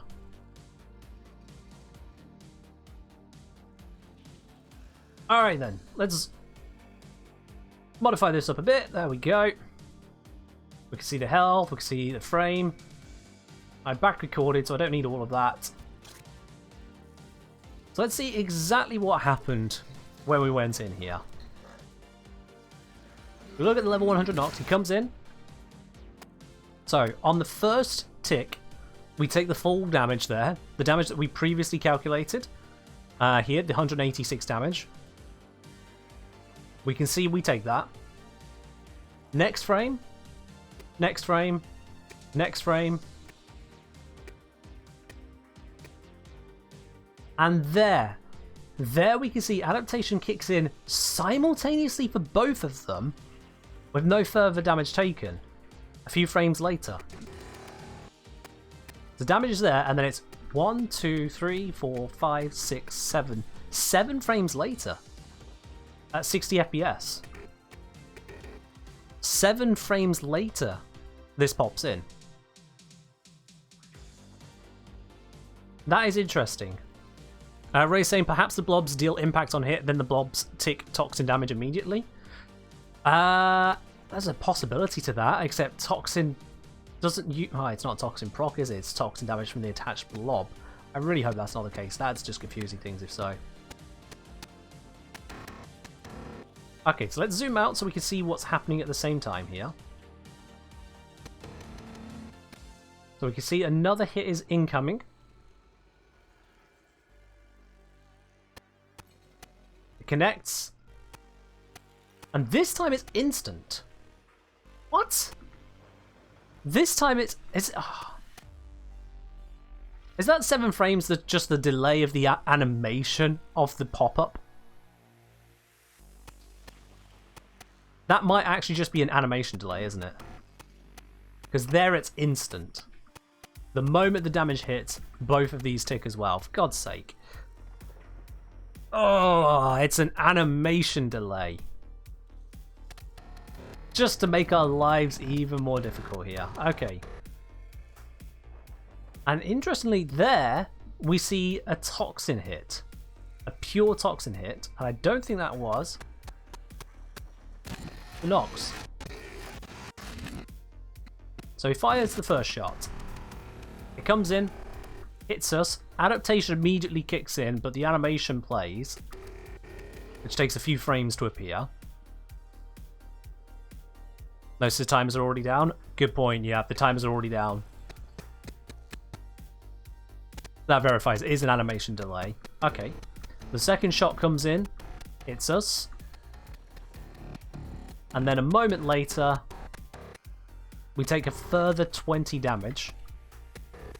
We're assuming it's from the glob that is attached. Another hit comes in, hits us. Hitting toxin. We should see some more glob damages. We go from 68 to 52. That's another full hit. There's another toxin hit. How much are those? And it's only saying that's one toxin here, okay. Chuck saying if you try over frames for shields, you can see if the first shot hits both health for shields or not. That's a good point. Yeah, let's try that. Let's try that. For that purpose, that is useful to us. I'm just going to grab any old Wukong, it doesn't matter. It's just a case of seeing the damage hitting health and shields.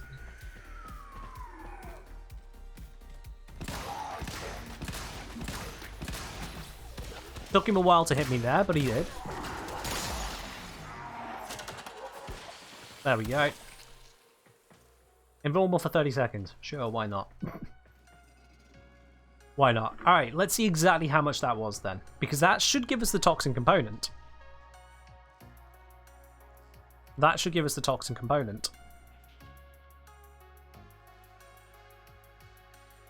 Here we go. Yep. Take out all of that because we don't need it. That is my own voice.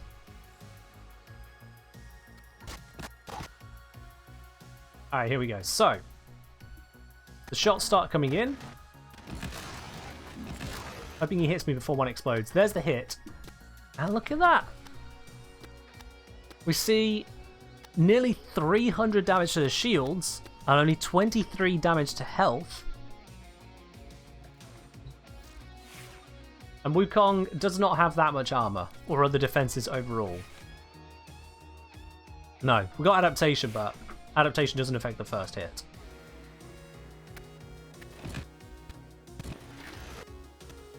Well, isn't that something?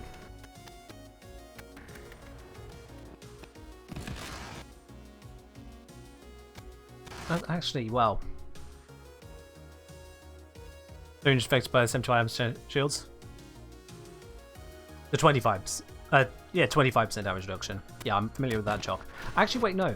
This, well, separate to that, this doesn't tell us that it's the glob ticking straight away. We have to assume that so far, but it doesn't tell us the glob's ticking straight away. How would we check that? I need to check that by... Oh.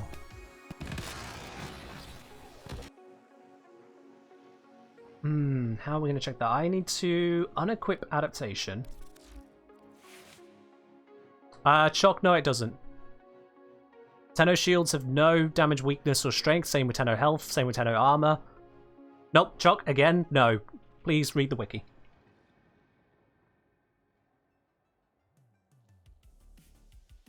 Tenno shields, armor, and health are not NPC shields, armor, and health.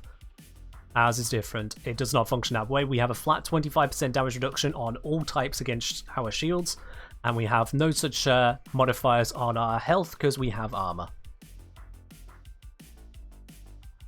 This is way old. Alright, so let's take off adaptation. And let's see if I can somehow get him to hit me just once and get out of the way. Holes. I'm not fast enough at escaping. Excuse me whilst I just use up all my immortalities fighting this level 100 Nox for testing purposes. Relatively recent change, only happened in 2020. Sure, I'm relatively recently become a creator. I only started doing videos in 2020.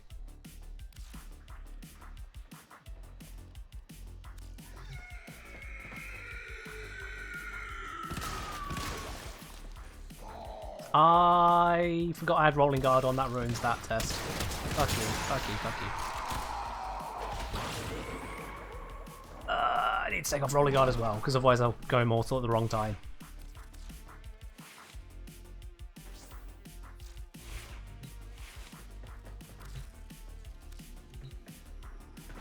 Alright, let's try this again. Go on, hit me just once. Oh, that seems to do more damage this time. Oh, for God's sake. Wukong is getting bullied here.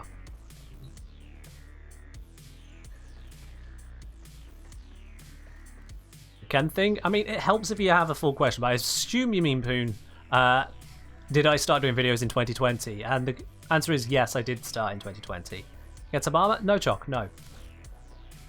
Choc, I'm testing things. I'm not fitting into your whims and requirements for what makes you more comfortable. I just want him to shoot me once. Okay, the answer is I'm going to have to carefully time a shot to kill them as they shoot me, isn't it? That's what I'm going to have to do here. I'm going to have to shoot them as they shoot me. Who the heck should one-shot safely?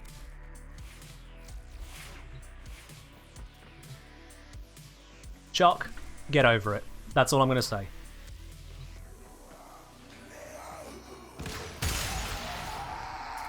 There. That will allow me to look at the footage. That forced them to only hit me with one shot by just killing them. Maybe use a low-level Nox when testing with Wukong. Then the Nox will deal less damage, which impacts more of the details that we have to then work our way through. Especially as if they have a low level, they deal low damage, we're going to have even worse rounding errors in play. It's a lot easier to do what I've literally just done.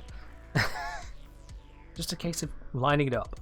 I mean, if you guys want to test things for yourselves, you're welcome to. You don't have to just sit here and watch me and tell me how to do my job, but I'm just kind of demonstrating to you, and if you think this is easy, sure, go ahead, explain accuracy without watching my video. Seriously now.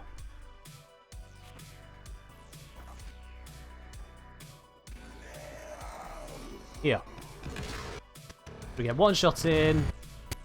And I kill them in that one shot as before because we've got the same stats. We know it's all the same. On the health there, the direct impact damage brings down the shields to 66. The health to 427. Down from 450, so we lose 23 health. No adaptation because I took that off. And there we drop down to 404, which is another 23. So yes, now we confirmed for certain the blob is hitting the toxin the moment it hits. That's what's happening there. So the blob has pure non-toxin damage on hit, but then it immediately triggers toxin whilst attached. That's what we've confirmed there. Because the amount of toxin damage on the tick is the exact same as on hit.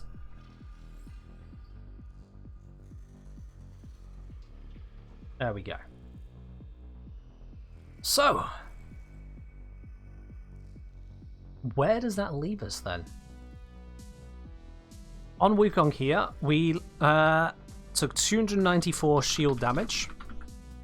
And we took, what was it, 23 health. That shield damage means that we can actually say... We took 392 from that, and the health, we just need to check against Wukong's armor.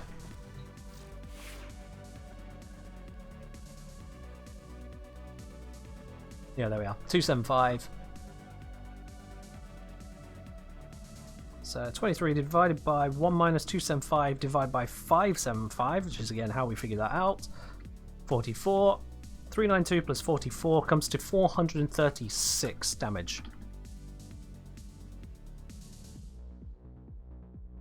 Now that's very interesting.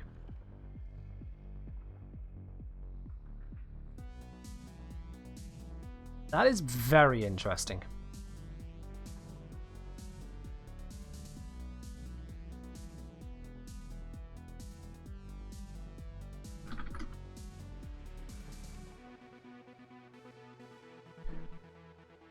Because that's not what we calculated with Inaros. Inaros was typically taking 325 damage on the initial hit. As we saw here, we had 186 damage incoming, we ran that through the armor equation to get 325 incoming damage, but now here we're getting 436.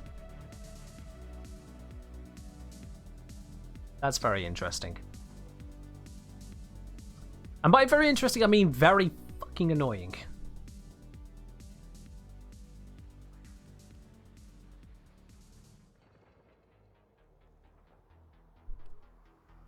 Because now I need to try and figure out why that's wrong to be able to continue.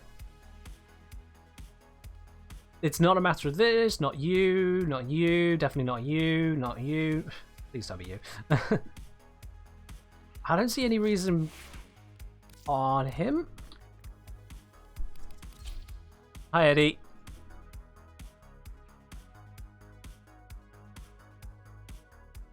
There, have your music. And on the Inaris build,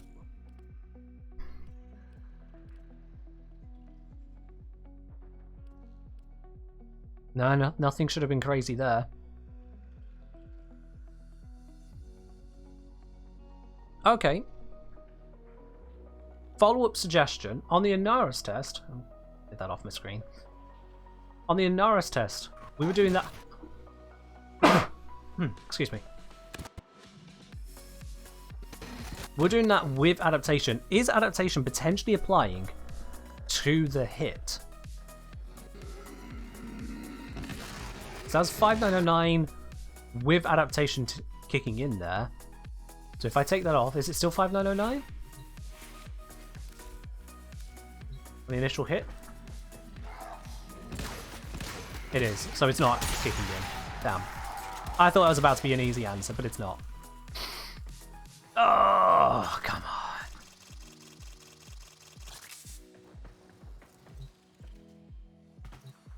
Come on. Adaptation is definitely not triggering on the damage there because we got to the exact same hit points without adaptation. So adaptation doesn't protect on the first triggering shot.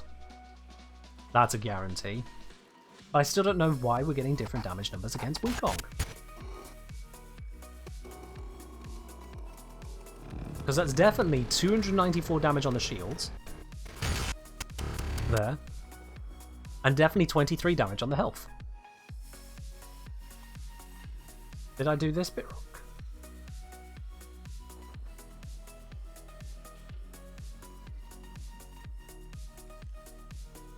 I mean, there's a possibility that the damage reduction on shields isn't as high as stated. And if that's the case, we are really boned.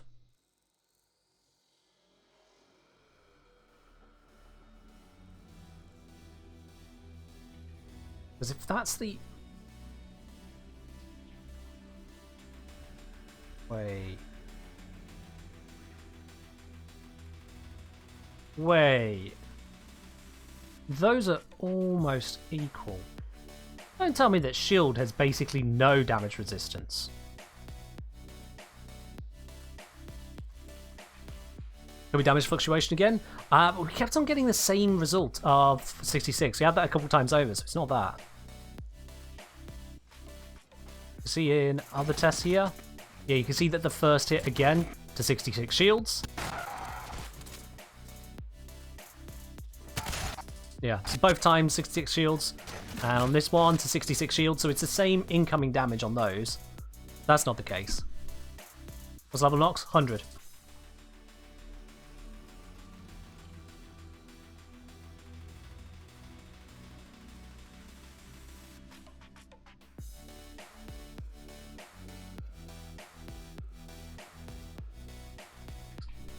That's the only thing I can think of, is that shields just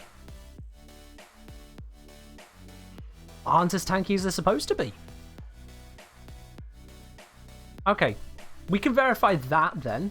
That's something we need to verify. So for this, I could do with a willing participant. Is there someone here who would like to shoot me in the face? Any takers? In-game. In-game. Zom saying one mode? There we are, cool. Perfect, let's bring in Zom. Let's bring in Zom. You know what to do, Zom, just send me a message when you're ready. I think I'm currently set to solo mode. So let me pop out of here and back in.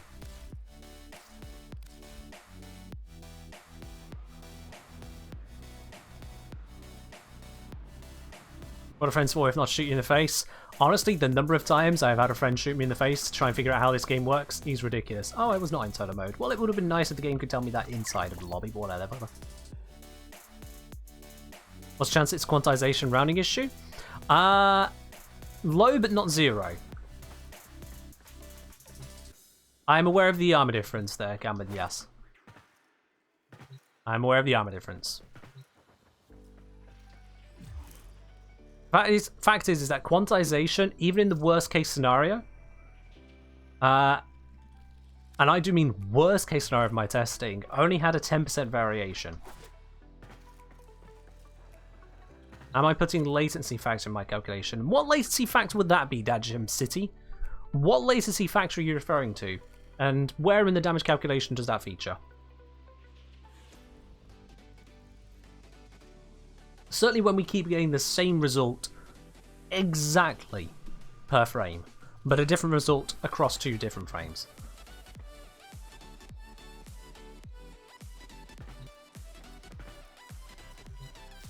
Anario has an armor bonus.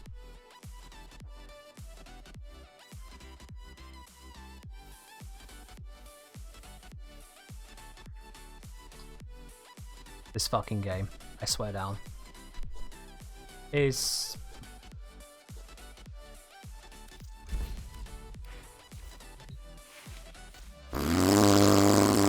How much of an armor bonus was that then? How much? Stone skin, 200. Oh boy. Jock, you were suggesting 50 million things. Shut up. Okay. Right, let's rerun the numbers then, with plus 200 armor on each of these, and see what that comes to. So it's at 425 armor. That means that we actually took, prior to armor's reduction there, 186 divided by 1 minus 425 over 725, 449.5.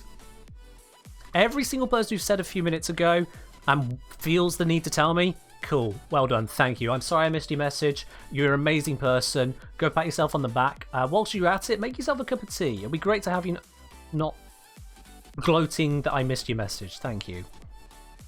You might find some salt in the kitchen so you can rub it in the wound. That'd be really appreciative. Yeah, you go do that.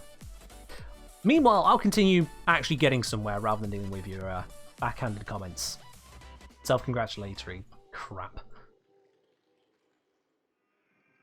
So 449.5, and this here we're saying 436 damage total. It's still not exact, but it's a lot closer.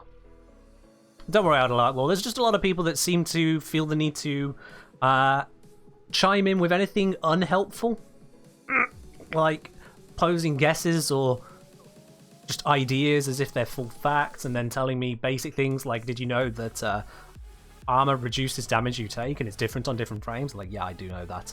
I didn't get to where I am in Warframe by not knowing that.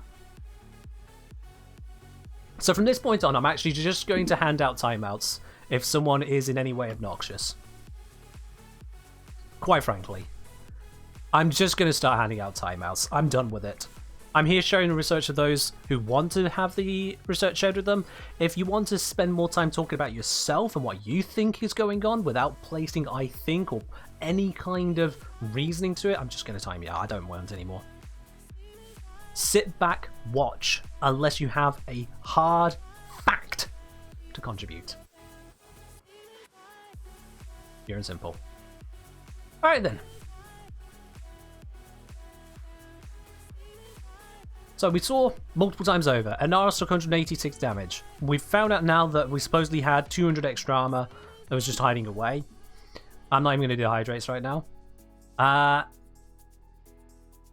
And because of the damage calculation equation, we can say that that means that the incoming damage was actually 449.5. Just got reduced down because of armor.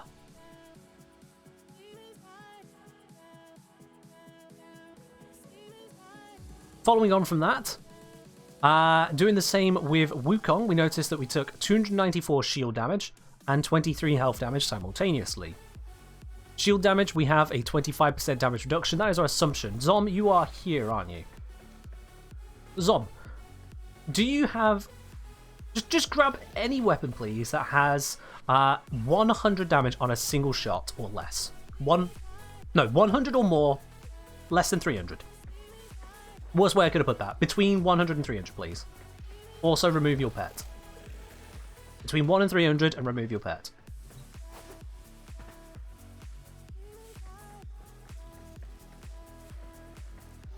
We'll give Zom just a moment on that.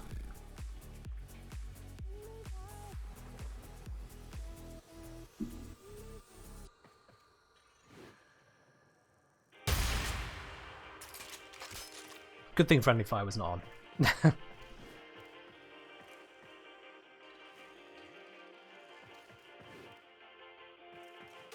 So what I'm going to be testing here is we'll get between 1 and 300 damage. Zom will tell me how much damage they're supposed to deal. They'll shoot me with it, and I'll see how much damage I actually take on my shields. Something in my eye. There we are. And we can verify the same amount of damage. Are we verifying something else cleanly? Probably not, so we'll just go with it. Alright, you got something ready? 187? Excellent. Shoot me in the back. Oh wait, I need to know friendly fire. Oh, wait again. Wait.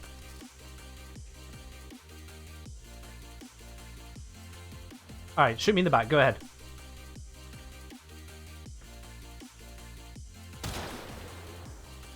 Is that a sniper rifle? Using the sniper rifle's scoping bonus, where it does more damage on hits.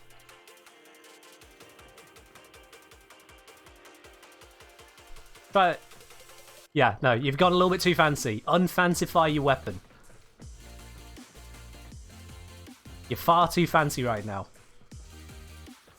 Hold on, can I see damage numbers? I can see damage numbers. I can actually just do it myself.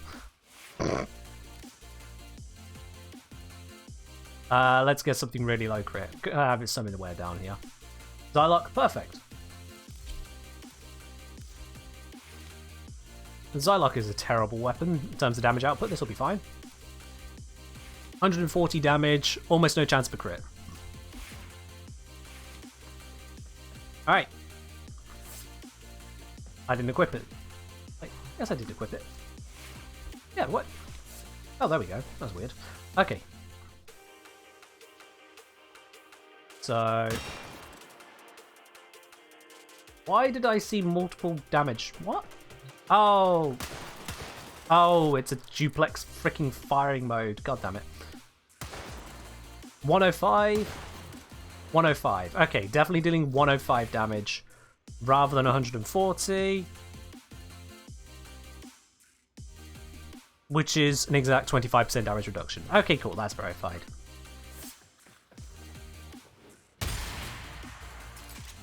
Damn, your head is literally stronger than an Archon's.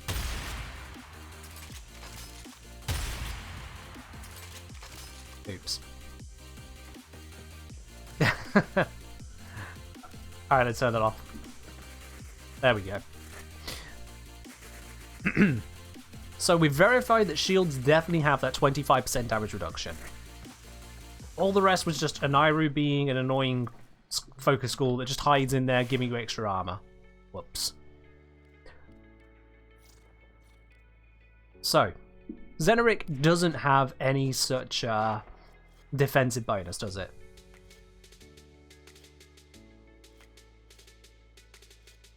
Yeah, no, there's nothing on here that gives us any kind of defensive bonus that may slip through. So we should be fine on this one now.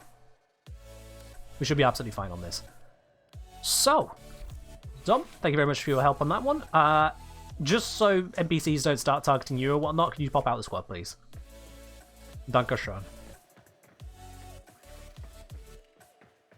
Alrighty.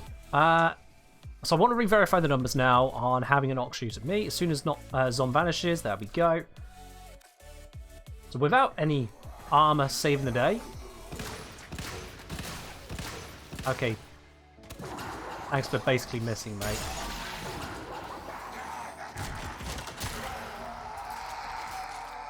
And I'm now invulnerable for 30 seconds. God damn you, Wukong. God damn you. Make sure no adaptation. Good, good, good. Still invuln? Ah, the invuln carries over. Okay.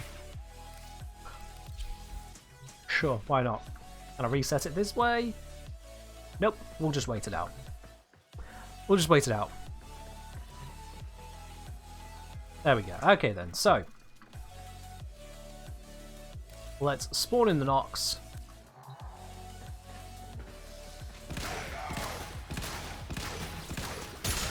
Thanks, mate. Oops, accidentally let it kill me. Whatever. Let's run that through the thingamajig. Let's run that through. Where's the video? There it is.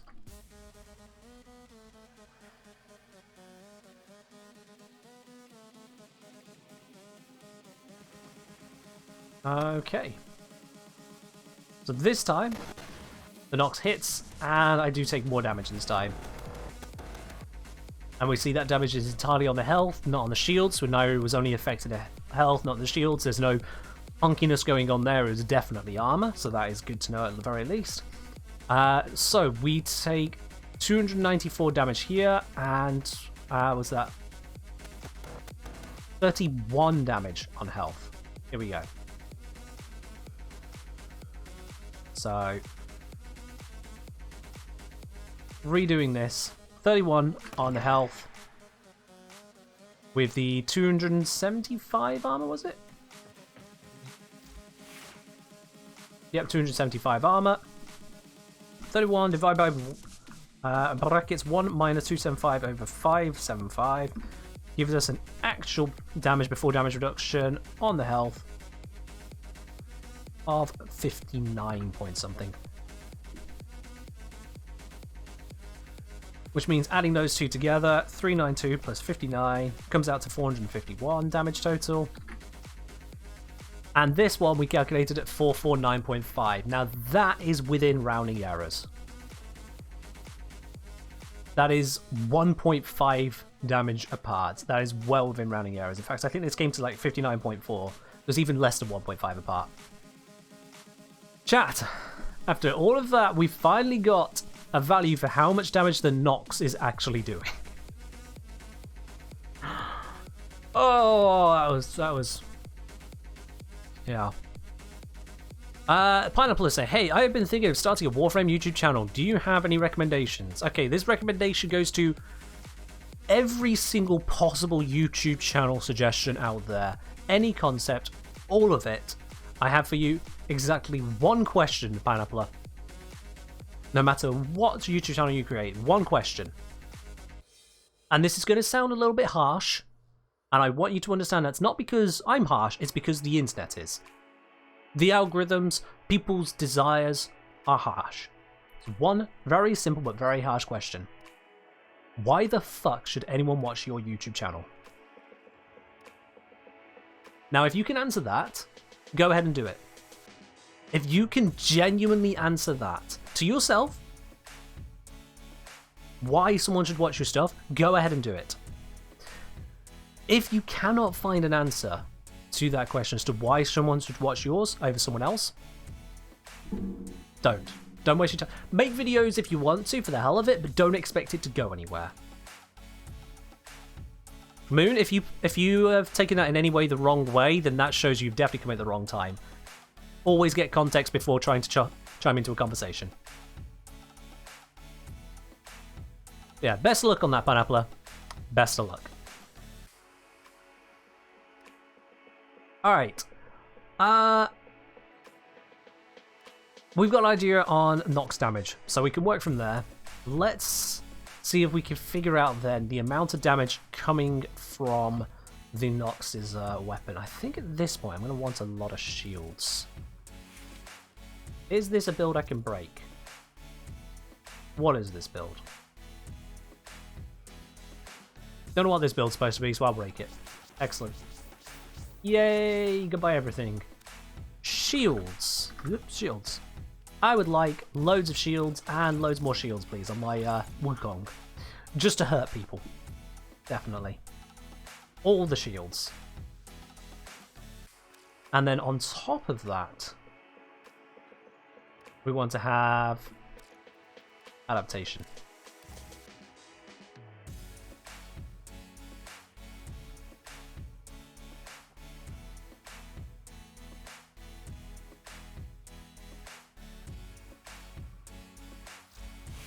So let's see what happens here. So we've got the same Nox, same damage output, so everything aside from DE Math being DE Math should be the same. That base 451 damage total. We should start with taking 294 shield damage, and then it will come down, and we want to see how much by.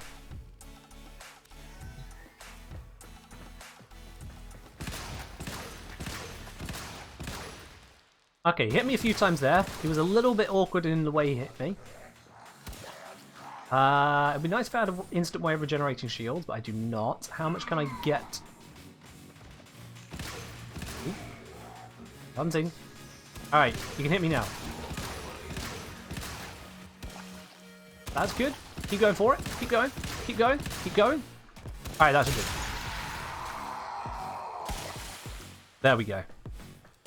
Any reason we chose Nox over something else? Well, originally we thought it was pure toxin, and then we had to do some further discovery because it was in fact not pure toxin, but still gives us some interesting information. Okay. So now we've got some further information to work with.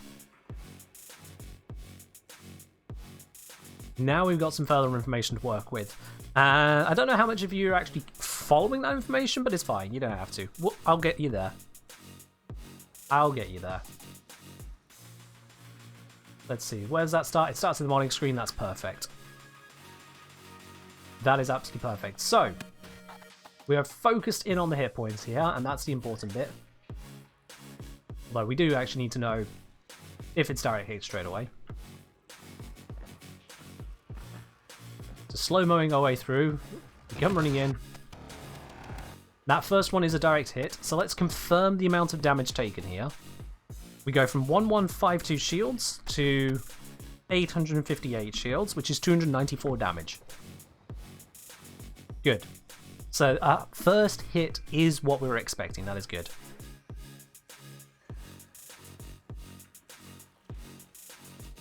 Pineapple. I talked about blast disintegrating bodies actually in one of my videos on myth busting. It's a known thing.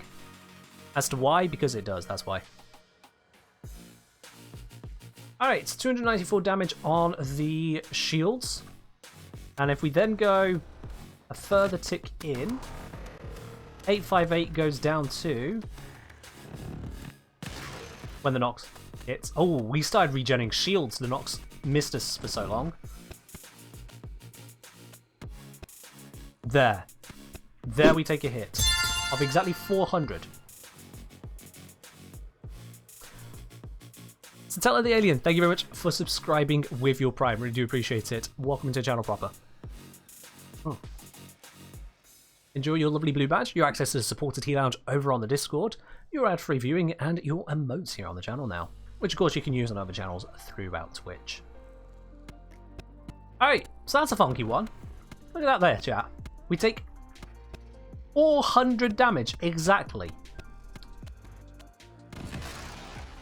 That's a bit of a surprise. And then that next hit that hits us, it is definitely that hits us. Yep, 472 goes down to 111, which is 361 damage.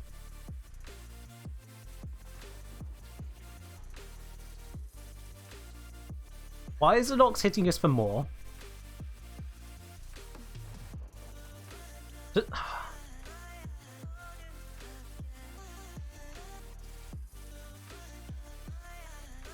I have a theory and I don't like it, chat. I have a theory and I really, really do not like it. Does the Nox deal more damage on later shots in a magazine?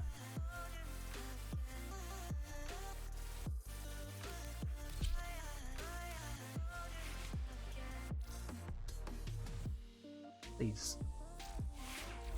It's just, please. There is a basis for this existing, because it exists in beam weapons. Beam weapons start off at a lower than maximum damage and they ramp up over the first like half a second.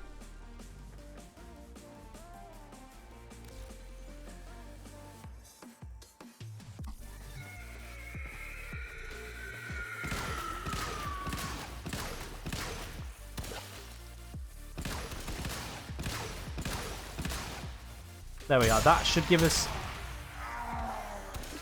stuff to look at in the video. Let's have a look then. Let's have a look. I know the grenades stack up, guys. I know that there's damage over time. I'm not going to read every possible suggestion you guys are throwing out there because we'll piece together the information bit by bit. I said earlier, going to repeat it for those of you who missed it earlier because you've just arrived. We're not looking for guesses, we're looking for answers. This is a research stream, not a guess stream.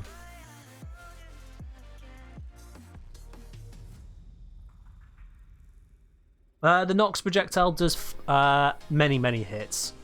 It does the hit, it does the toxin damage over time, globule effect whilst it's stuck to you, which hits instantly on attaching as well as over time. And then there's the explosion when the grenade pops later. That's why I'm going through this frame by frame to try and rule out everything. Because the explosions happen a lot later, and we can see what things are causing what. Also, what was that sound that happened in the game? There's a weird screeching sound. Anyway. The first hit comes in, we go from 6095 to 5821. So we lose 274 health. Next hit we go from 5821 to 5563, which is 258 health. So we lose less health on that one, okay?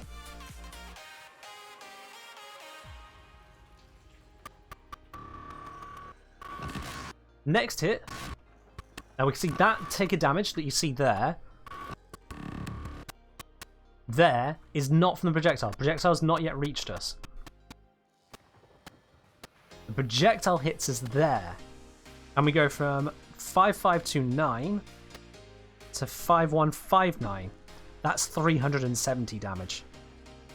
Oh, I'm seeing a consistent increase. This is screwing with me in ways I didn't think possible. So now we take another tick of toxin damage from the globules attached. Projectile hits right there. Right there the projectile hits. 5125 minus 4867, 258. There's some variance going on. Going up and down. And we see whilst the globule is exploding, there's also more tick damage happening.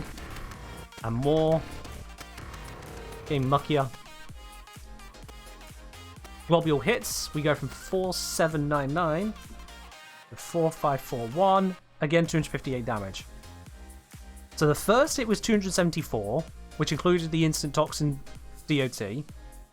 Then it was 258, 370, 258, 258. So 258 seems to be the hit. But then other things seem to line up.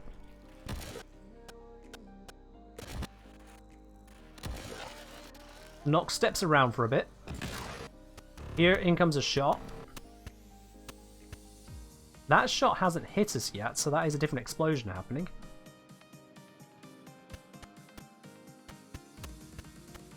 Yeah, next frame it hits. There's a hit. So 3581 minus 3323. It's again 258 damage. And then there's a toxin DOT. Not from a proc, but from the actual globule over time. Here it comes in. I'm at 2953.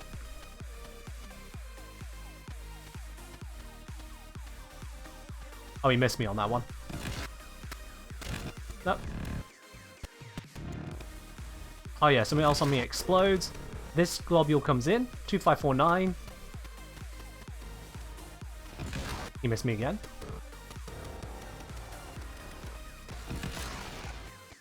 There's a hit.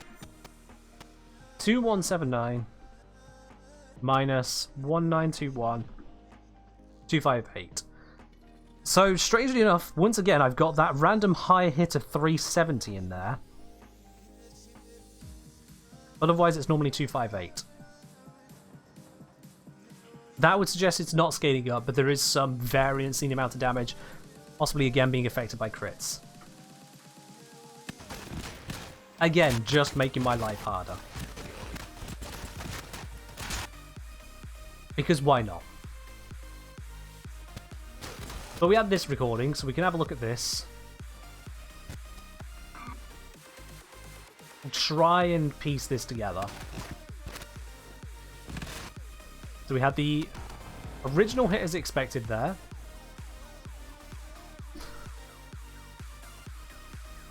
I'd like Law saying, is it possible the explosions of the existing globs are timed perfectly to match the Nox's fire rate, so it's screwing with the numbers? The chance of them perfectly lining up, hit with explosion, is exceedingly slim in the first place. I don't know, Chuck. You divide the numbers I read out. So, let's bring these in. Shield damages, because that's the bit we're focusing on to remove the toxin globs here. So 1152 down to 858. That was 294 on the first hit. On the second, bear in mind that's with the 9% impact damage reduction.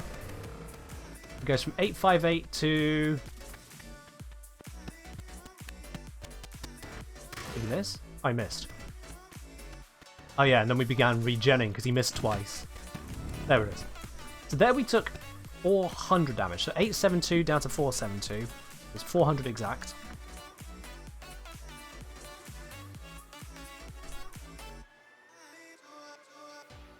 Then, how much damage do we take? 472 goes down to 111. It's 361. Which is, again, really weird. But let's see. Now, the fact that it goes up and down is making this really hard to tell. Making this really hard to tell. I need to escape to recover shields for a bit. Whilst I escape, let's see.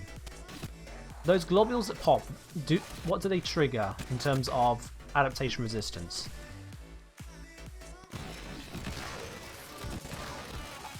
Now I'm rolling away from him. The impact's at 72.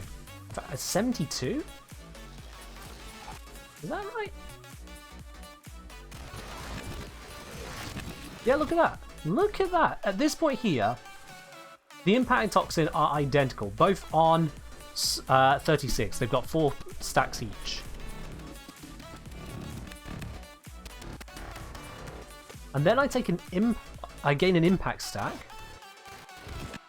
1, 2, 3. Yeah, so it's a 4 impact stacks. So when the glob explodes with more impact damage than any other damage type.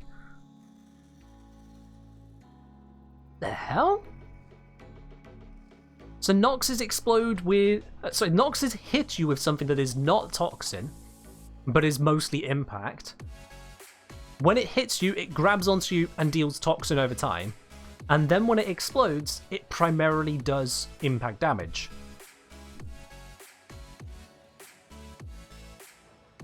What? All this time I've been thinking that Noxes are predominantly toxin damage, and it turns out that they're almost entirely not toxin. What? Just give us the goddamn damage numbers. According to Warframe Wiki, base Noxen deals 20 impacts with a hit, 3 tox per second, 30 impact and explosion. I've never actually noticed a damage section on the wiki for enemies.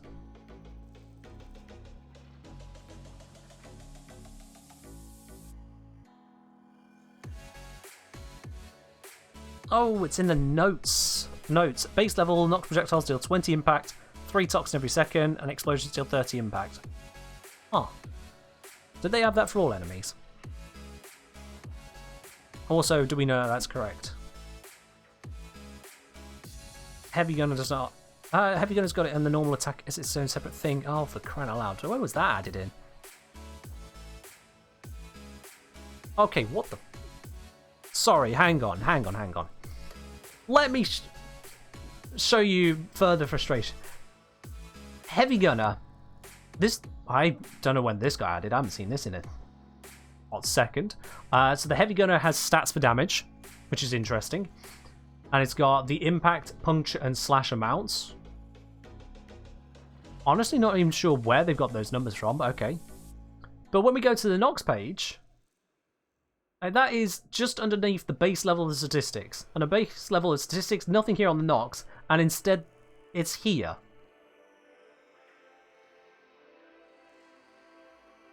Also, that damage, despite being above the level scaling bar, isn't affected by the level scaling bar. That's going to help a lot of people. Did they have it on the Elite Lancer? No. How? Why is the damage on the Heavy Gunner but not on everything else? Huh?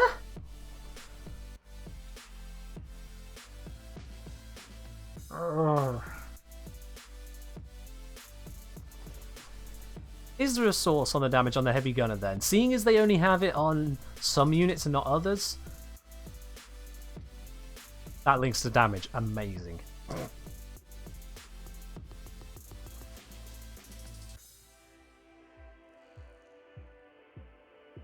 I don't see anything that indicates a source. History of edits? Oh god, do I even want to guess as to how far down the history I'll have to go for this? Out of curiosity, have they copied the stats of Gorgon? No, those damage stats do not match the Gorgon. Also, yeah, it's Gordon does ramping damage, so...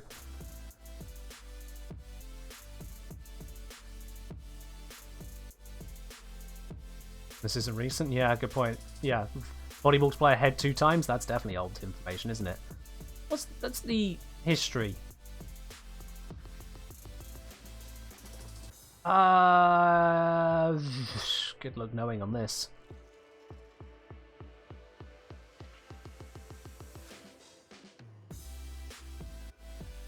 I'm trying to figure out which one of these would be the data on it, but...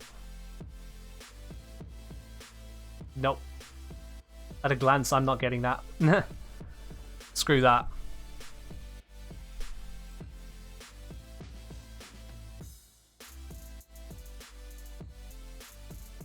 Does Gorgon damage ramp up or is it just fire rate? Okay, for that, at least we can be certain the wiki will be accurate about the weapon, because it's so testable.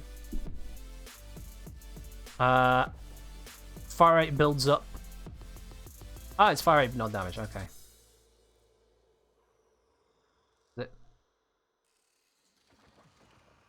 Yeah, fire rate, not damage. Fair enough.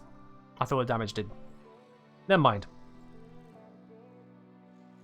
Yeah, I do see the entry for the Nox is good. It's just, for some reason it's in the notes, and then if we go to Elite Lands, they just don't have a thing.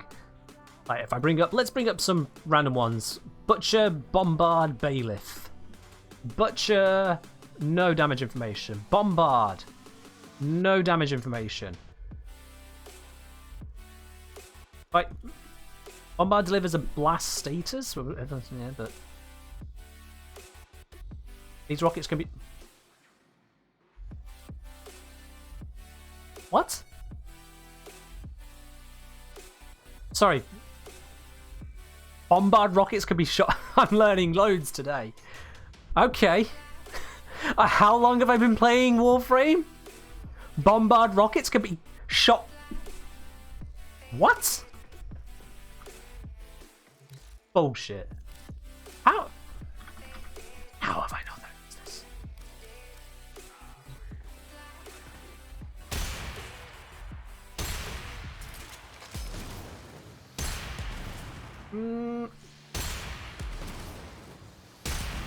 I can't see through the goddamn explosion.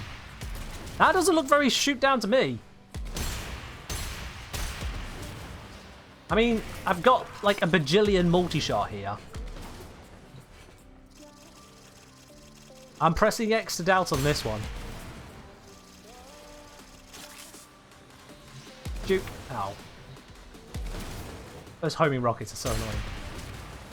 I mean, I'm trying to shoot it. Maybe beam? Don't have a beam on me at the moment. Let me quickly tell this guy to sod off. There we go. I got rid of him. Let's try a beam weapon, yeah.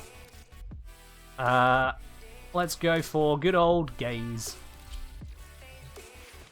Try shooting him harder. Try thinking.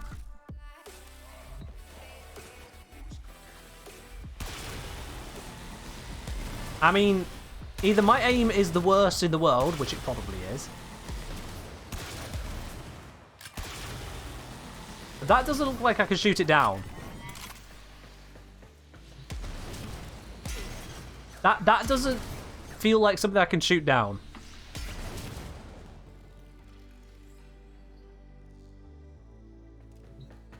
Maybe Glade Prime Explosion would work? Alright, let's give that a quick try. Sure, why not? Nothing else has worked so far.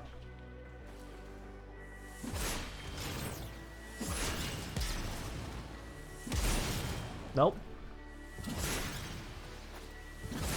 Nope. Nope. And I'm dead. Nope. Last try, Tenet Archoplasmor. If this doesn't take it out, the wiki is bullshit.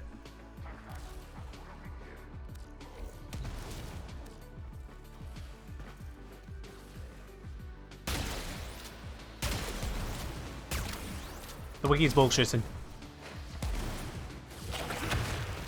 That section is complete bullshit.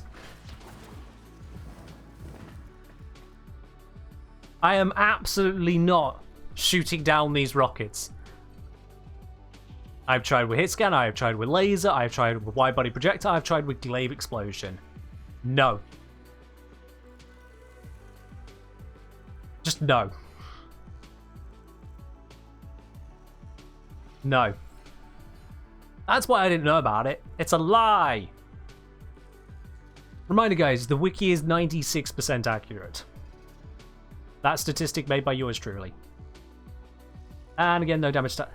So someone went through and they put the damage stats for the base level Nox here, but on the heavy gunner tab, they went and put the base damage stats supposedly here, and yet they didn't connect this up to any damage scaling, so it just sits there.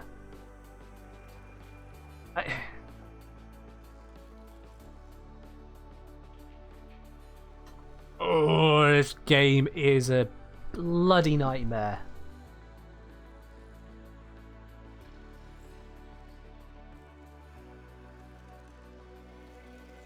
Now, the wiki is overall very accurate on a lot of stuff. Like I say, 98% accurate. There are some people who put stuff onto the wiki and they do some very, very good work. Name that stands to mind, and you even saw in the edits on the Heavy Gunner page a moment ago, Cephalon Scientia. They do a lot of good work. Unfortunately, a wiki being open to everyone is going to have bullshit in there. 96% of the time it's right. But the more niche the thing you're looking at, the more likely it is to be incorrect, because the less likely it is that someone else has come across it to go, hang on, that's a lie. So yeah.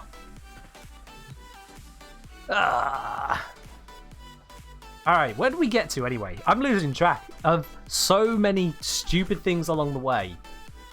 Trying to verify what the hell's going on. Right, yeah, we have random damage amounts coming out from a Nox. Let's just redo that test. Maybe I got critted by the Nox or something stupid, I don't know. Let's just redo that test.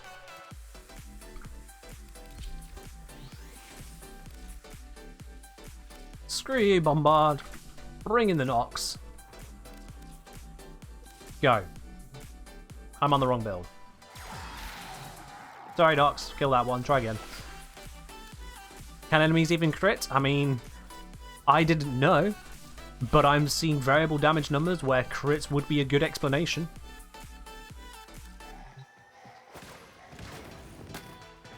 A little bit early on the shooting there. I'm stood still, please. It should be easy for you to hit me. Okay, so now let's use this moment to fly around a bit, let my shields regen.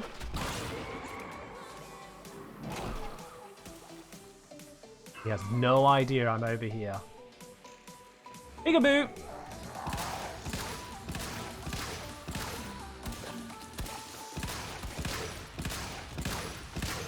Okay, that should give us some good recording footage to check through. That should give us something to look through.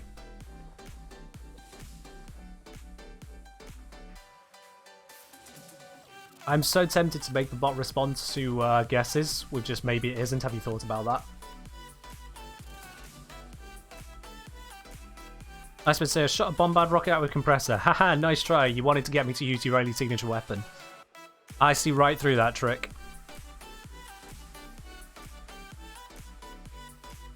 I see right through.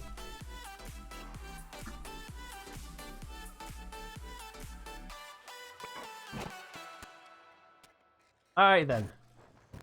Well, let's see, what damages did we take during this test?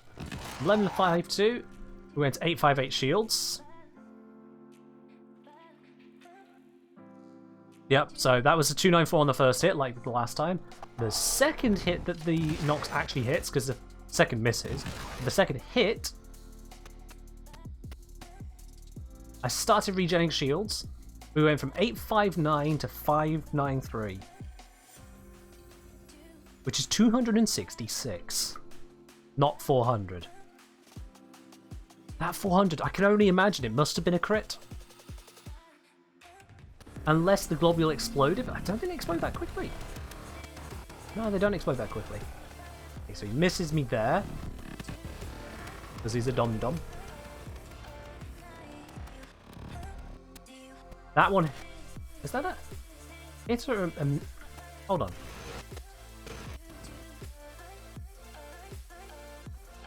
That looks like he misses. Oh, I wish I could turn my view.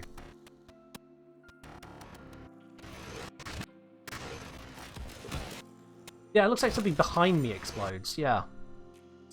We'll have to skip along from that.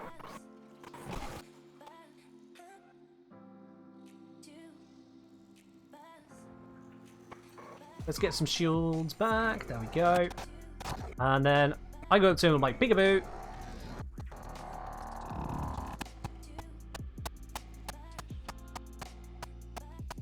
There we go. So there, he hits me for 28 damage. And that is when I had 90% reduction. 28. Which, considering that we started on taking 294, within rounding errors, that sounds about right. And this screen, because they take time to explode, that's why I was ruling them out until that bit there. But it looked like that last bit on the initial shield hits was indeed a floor explosion, which is why I wasn't focusing too much on it once I saw the initial hit was missing.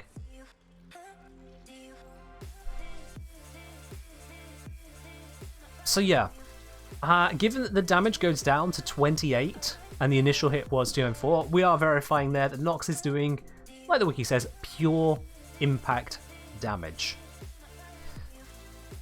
Alright. Now, I didn't want to have to spend this long getting here, but, you know, the Nox thing kind of distracted from a whole lot of what I wanted to check, which is exactly how adaptation works out. Boy, howdy did that take longer than I anticipated.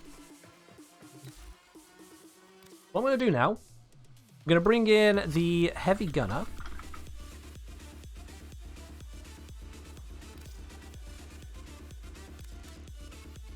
And actually, before I bring them in, let's do this first without adaptation, and then with.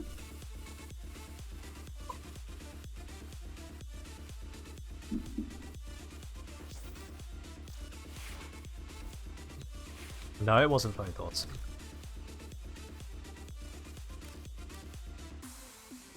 Rule 5 remains in effect.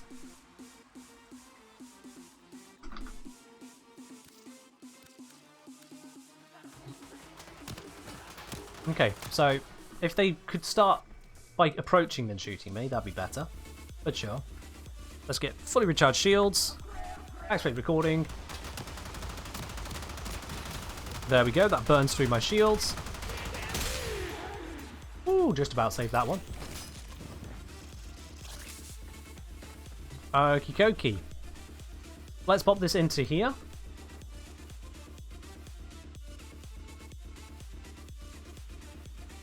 Let's see what damage checks we were getting there.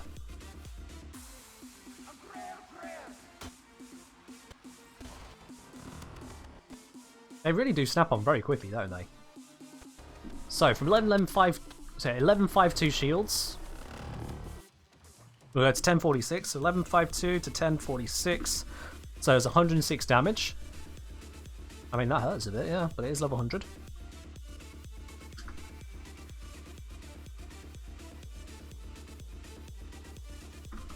So heavy gunner at level 100. The first hit on shields versus shields was 106. And then somewhere it lands a shot. There we go. 106. 106. 106. That is nice and consistent. Look at that. That is a consistent amount of damage. Was that one? Yeah. And then it breaks the shields. Perfect.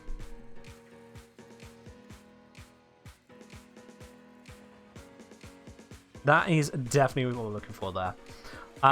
Moon, going frame by frame is far better than slow Nova, because you know what's great about frame by frame?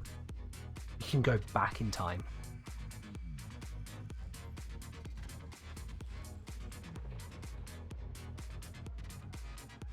Okay, Gamel's finding some kind of weird case where the Ignis can shoot down a bombard rocket if you shoot the Ignis at the ground, which causes the Ignis AoE explosion. Interesting. So the Glaive AoE explosion wasn't killing it, but a different kind of AoE you found is. We'll get into that. Alright, 106 per hit. So now what I want to do is do the same again, but this time with adaptation. And see the exact numbers we get there.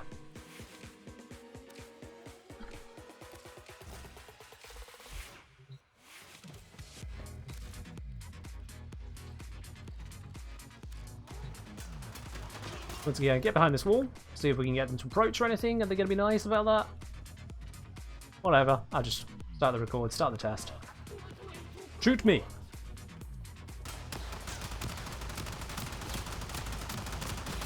That looked like that was a nice run on information. We should be able to go through that bit by bit. Don't mind me whilst I bleed out a little.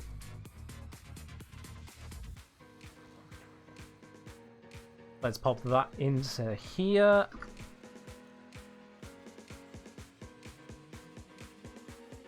If it becomes interesting enough to make a video out of, maybe.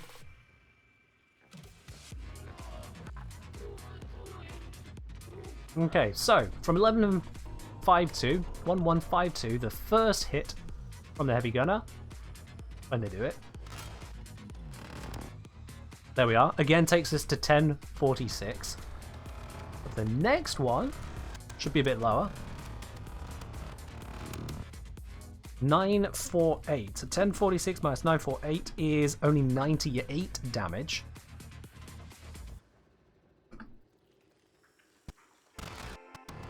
.948 goes to 857. That is 91 damage. 857 goes down to 773. 84 damage. 696.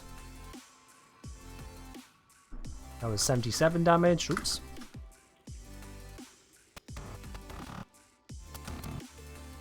And then 626, I don't need a calculator for that one, that was 70 damage. 626 minus 563, we took 63 damage, and so on and so forth. So we can see very clearly there, we're losing 7 damage per stack of adaptation. Adaptation is adding on 9% resistance to impact with each shot. Okay. Alright.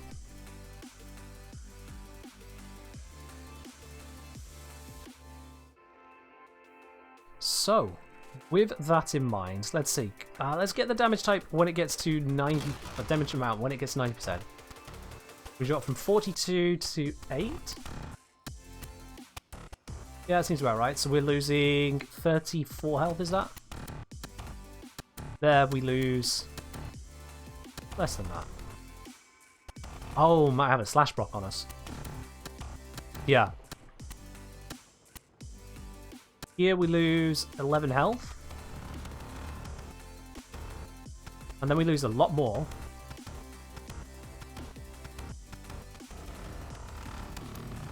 Hold on, what? Oh, I think the slash block is the 11.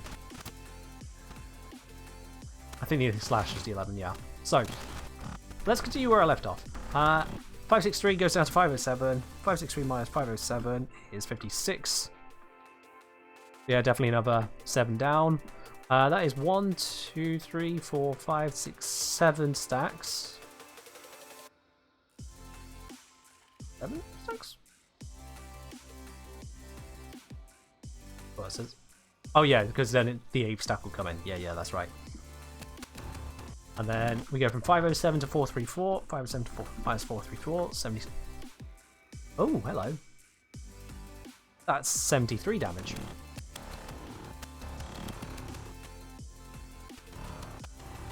That's curious. We take more damage on that one.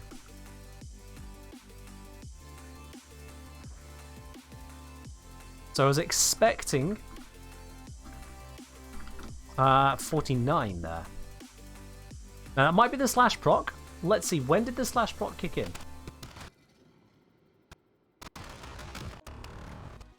Slash proc kicks in here. That is at 39 seconds and 43 frames. So it should hit here.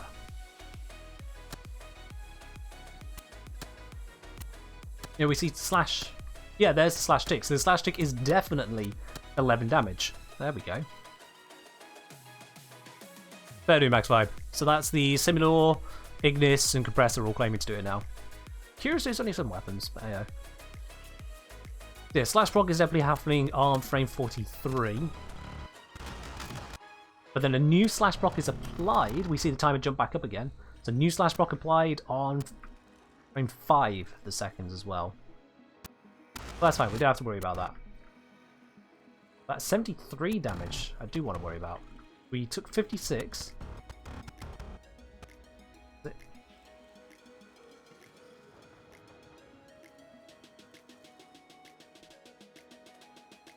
Wait. Yeah, 507. 507 to 434. That was 73 damage. I just don't know why it hit so hard at that point. That's not a slash proc. In any case, on the next tick, we then take 34 plus 6 for 39 damage.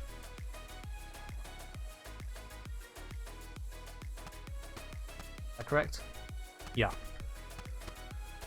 And lastly, we go from 93 to 42. That is 51 damage.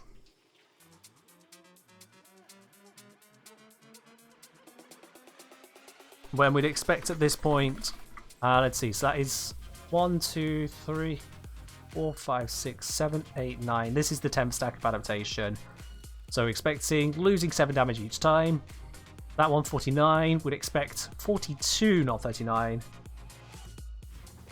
And then 42 would go down to 35, would that be? Yeah, 35.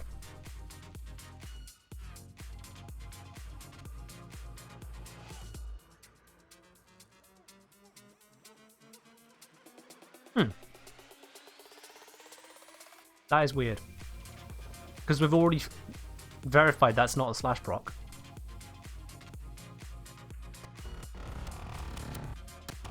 The slash proc hits, it ticks later, we checked that. So there is some weirdness going on. I'm going to have to assume that maybe this was a crit but also on a limb.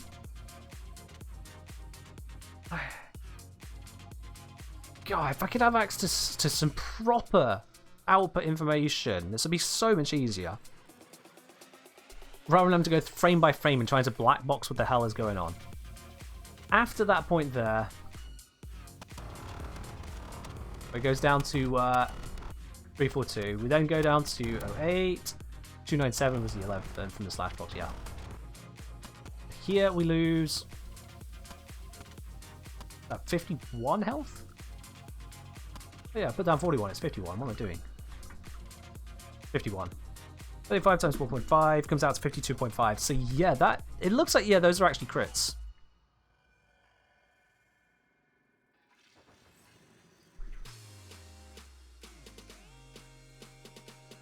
NPC's crit.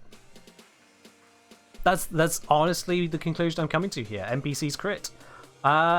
We had the wiki for the Gorgon, and it has a crit multiplier of 1.5.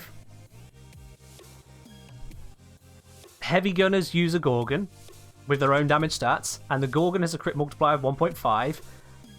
And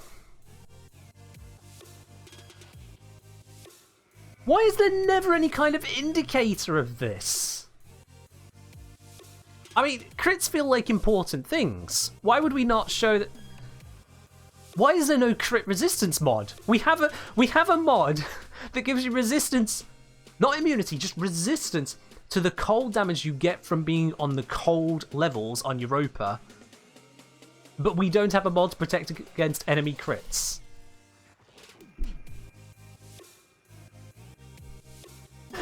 And enemy crits are a thing as well. Okay, chat, I'm going to pose a question to you that I'm not going to answer. Can the Blitz Eximus ability crit? Can you imagine? I've got something in my eye. Can you imagine that high damage thing also then might have a chance to just deal more damage? This is... that thing in my eye is really not moving. It might be an eyelash. It was an eyelash. There we go. Oh, God, that is... I mean, there are abilities, and abilities usually don't crit, but then some abilities do have crit stats, and some abilities have no crit stats, but they can be turned into crits because things...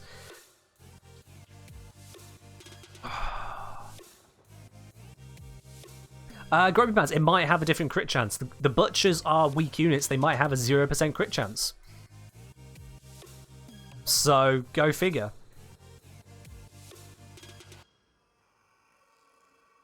Or it might just be a low chance, because you say you've got nearly 100 hits recorded. Well, let's say it has something really low, like a 4% crit chance. 0.96 to the power of 100 is still 1.687%. If it has even a 2% crit chance, even lower, then you have a 13% chance of going 100 hits without being crit. So, yeah. Unfortunately, black boxing this kind of thing is just an absolute pain in the ass. But that is a discovery right there.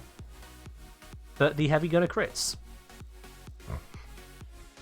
Which means the Nox almost certainly crit me as well. Which is just making all of this even more difficult. But let's get back onto the original point, which is we had 106 damage per hit initial. And every 9% reduction we're applying to impact was reducing this by 7 points of damage. This here was at 81% reduction. 106 minus 39 gives us 67 damage removed. 67 divided by 0.81 gives us 82.7 as impact. In other words, as we're seeing that we're getting here to expected 35 damage, and that's full stack on adaptation. For easier reading, I'm just going to put some of these in.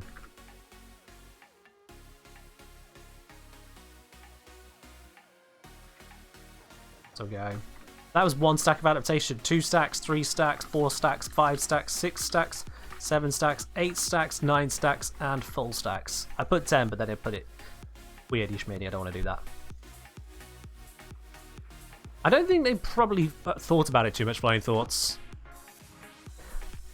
So we could say the expected 35 is probably accurate. Can I get it to show 35? We go from 42 to 8. Which is... Wait, no worky. 34 damage? Yeah, it's 34 damage. Brain really did not want to do that one. 297 to 63, 34 damage. And then 63 to 29 is 34 damage. So yeah, it actually goes down to 34 rather than 35. 34 times 1.5 is 51 exactly. I mean, it's almost as if math works. You just need to find the right data. There we go. Cool. Interesting. A drop from here to here. 56 down to 34. It's a drop of 22 damage. It's just one off. It's fine. So this one's also weird. Because this would be expecting 42. But we got a 39 hit. Okay. That bullet just wasn't well manufactured. It just dealt what? Not even 10% less, just a little bit less for some reason. Okay. But here's the big takeaway. No adaptation, 106 damage.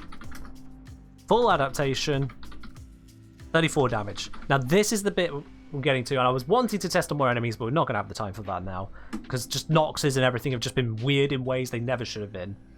But fine, we learned something new. We learned many things new, including enemies crit. What? The true effectiveness, we can say, of adaptation here... Oops. Was only 68%.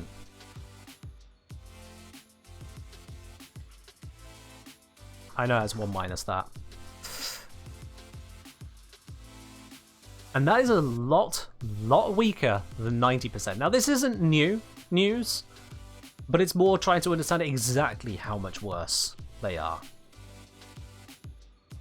To put that into perspective, if you've got a frame with, say, 1000 health and 1000 armor, don't know what frame would have that, but let's just go for a moment that a frame has that stats.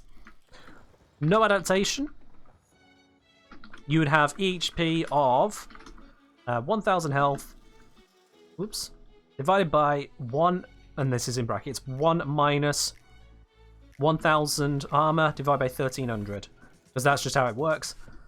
So that would give you 4,333 effective hit points. Now, if you assumed that adaptation was at 90% damage reduction, then you would assume that would stack on top to give you an EHP of 43,333. But with 68% adapt, that EHP is actually only 13,542. And that is one hell of a difference there. If you assumed adaptation was at full power, you'd be misjudging your effective hit points. Threefold.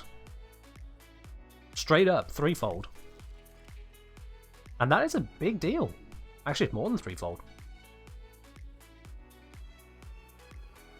I'm going to have a look at this more off-stream, unfortunately, to go through frame by frame on other enemies and figure out the amount of damage they're dealing and put it all together. Idle Outlaw, I didn't say it was the fault of the mod. Hold up. Hold up. I think you're jumping a few steps ahead there. This is research. Research doesn't draw conclusions. Research gives research, and then once you bundle together all the research, you can say what needs to be said. Don't jump to the conclusion that a conclusion is being drawn about fault. That's well further down the line.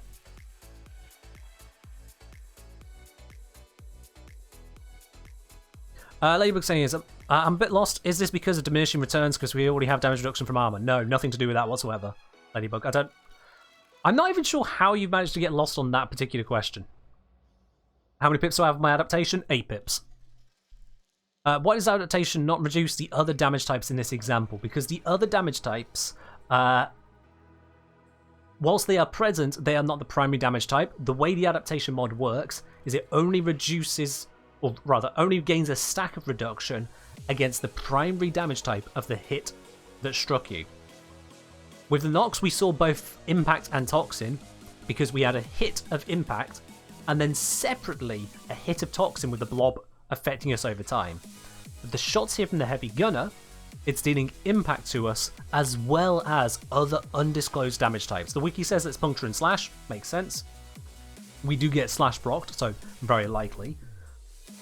But the main point is the adaptation mod only responds to the impact that is happening there.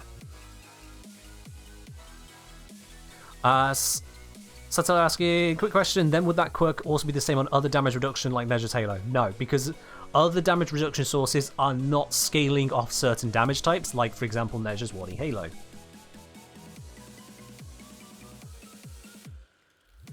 Adaptation is its own thing. It's not a damage reduction flat value like Mace's Shatter Shield or Measure's Warding Halo.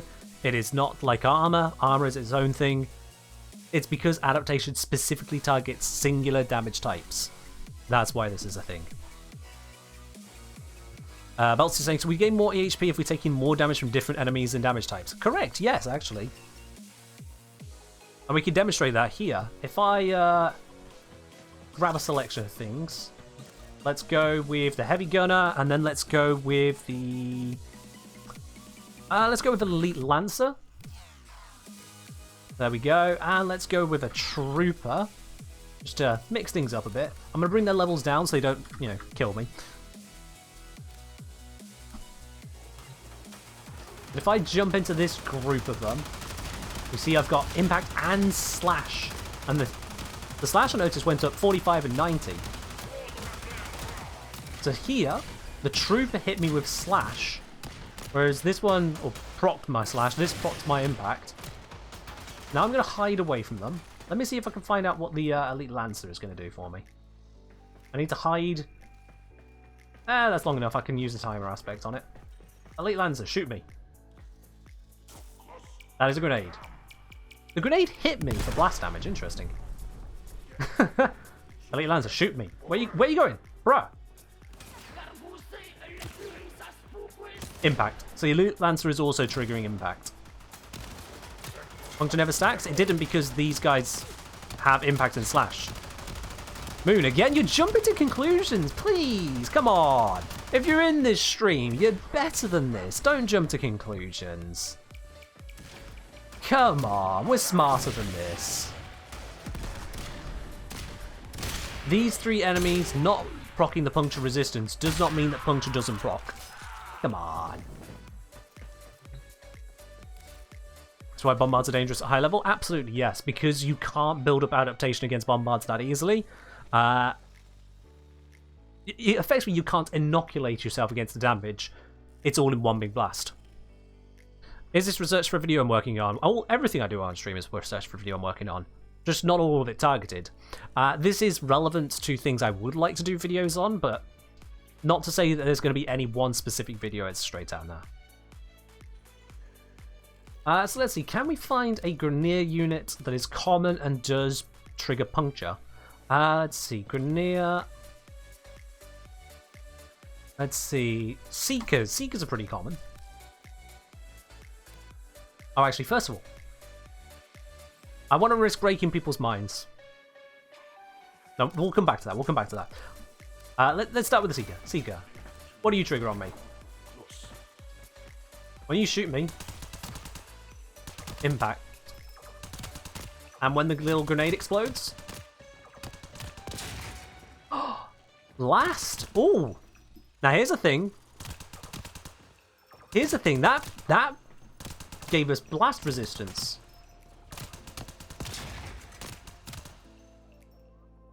That might be a way to protect yourself against bombards. By letting the little rollers, the latchers, grab you and explode on you, you'll take blast damage. Which then would allow you to survive bombards more. Now, obviously you need them to exist and to reach you and then to explode, which means no rolling. So it's probably not meta, but that is indeed a thing. Strategic pain? Yeah. It's literally the meme of letting yourself get hit by smaller bullets first to work up a resistance to the bigger bullets. It's literally that meme. Oh, good God. Acupuncture. Wow. It's accurate. Alright. Do any of you do a impact? Ballista. Not impact, puncture. Pierce me.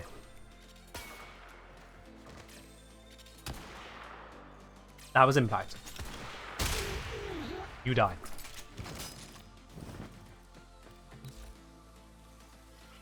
Alright, come on. Let me think.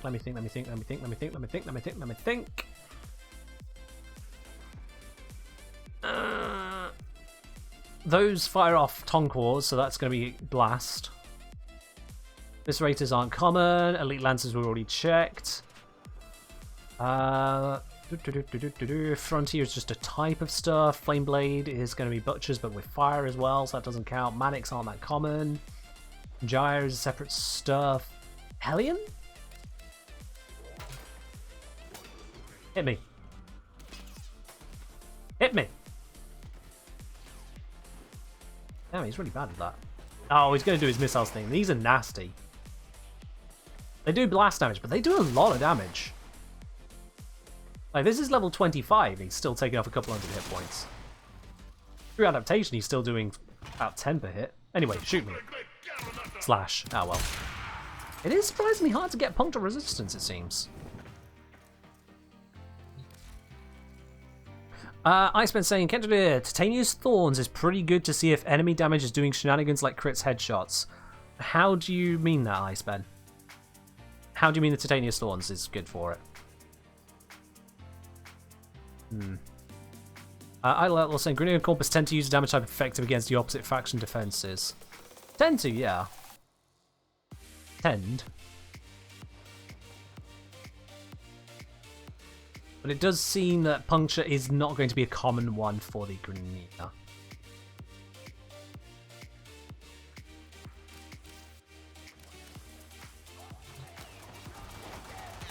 Now, yeah. Oh, this is exactly what I was scared of. All right. Now, I was active puncture in a Grenadier unit idle, but nice try. So you see this heavy gunner. You see how they're shooting me, and you see how it's proccing resistance to slash.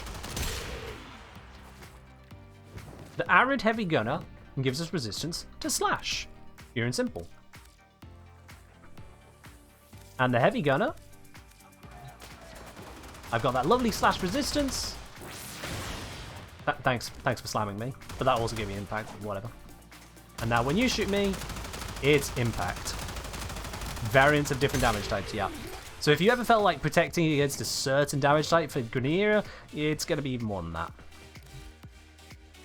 Just to add more difficulty to it. And of course, they could show us right here what damage types they do, but they don't do that. Yeah. It's a... Yeah. That's a thing. Ah.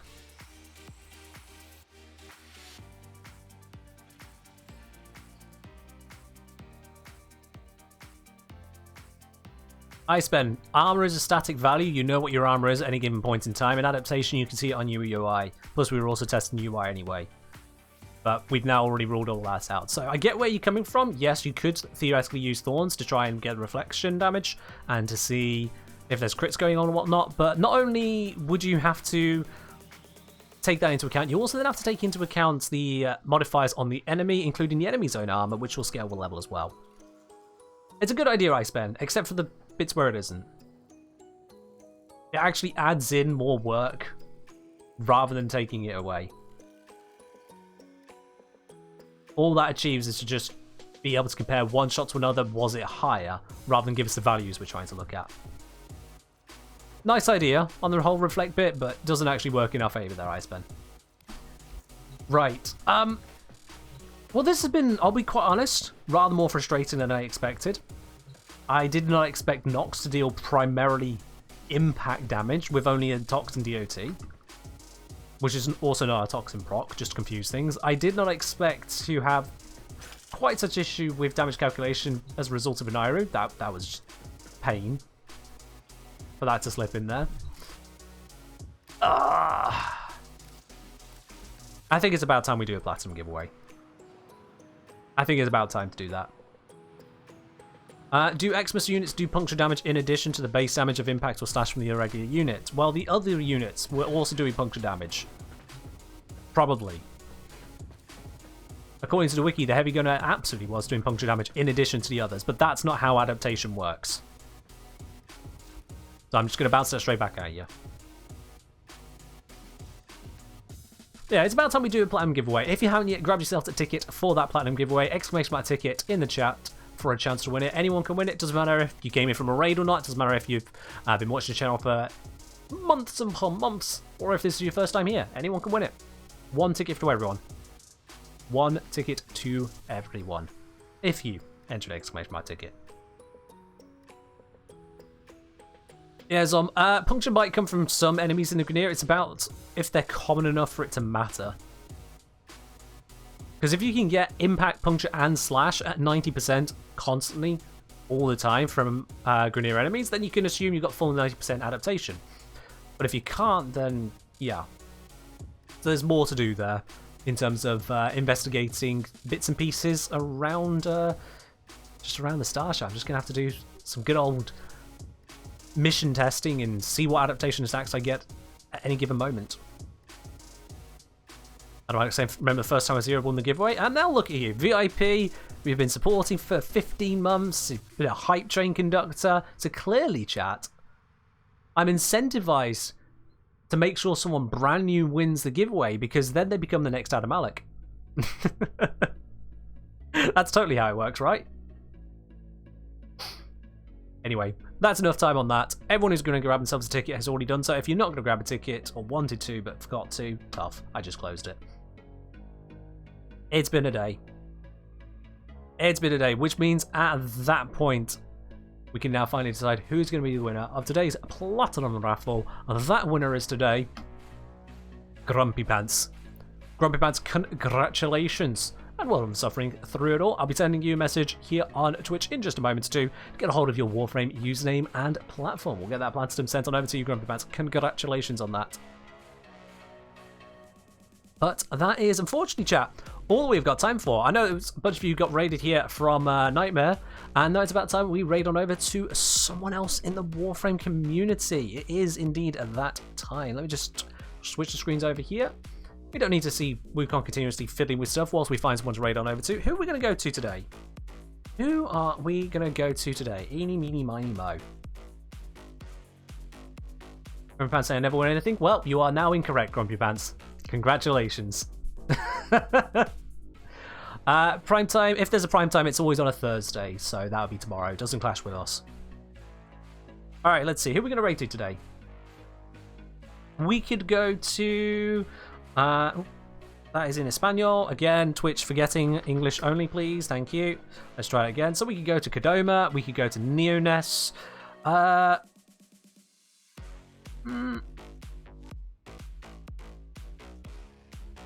Let's see. I think we'll go Kodoma. I think we'll go Kodoma today. There we are. Grumpy Pants, real quick, do you still have that Toxin Tonkor Lich? I was meant to take it last stream. Yeah, sure, Grumpy Pants. Send me a message in game, we'll sort that out. But right now, we're going to raid on over to Kodoma. Thank you to everyone else who has joined in today. I do hope you have enjoyed this stream and me having a little bit of an aneurysm trying to fight with a simulacrum. Welcome to my life in researching this game. Let's head on over to Kodoma. Hopefully that'll have something a little bit more standard. Until next time, I'll catch you on Friday. Bye-bye.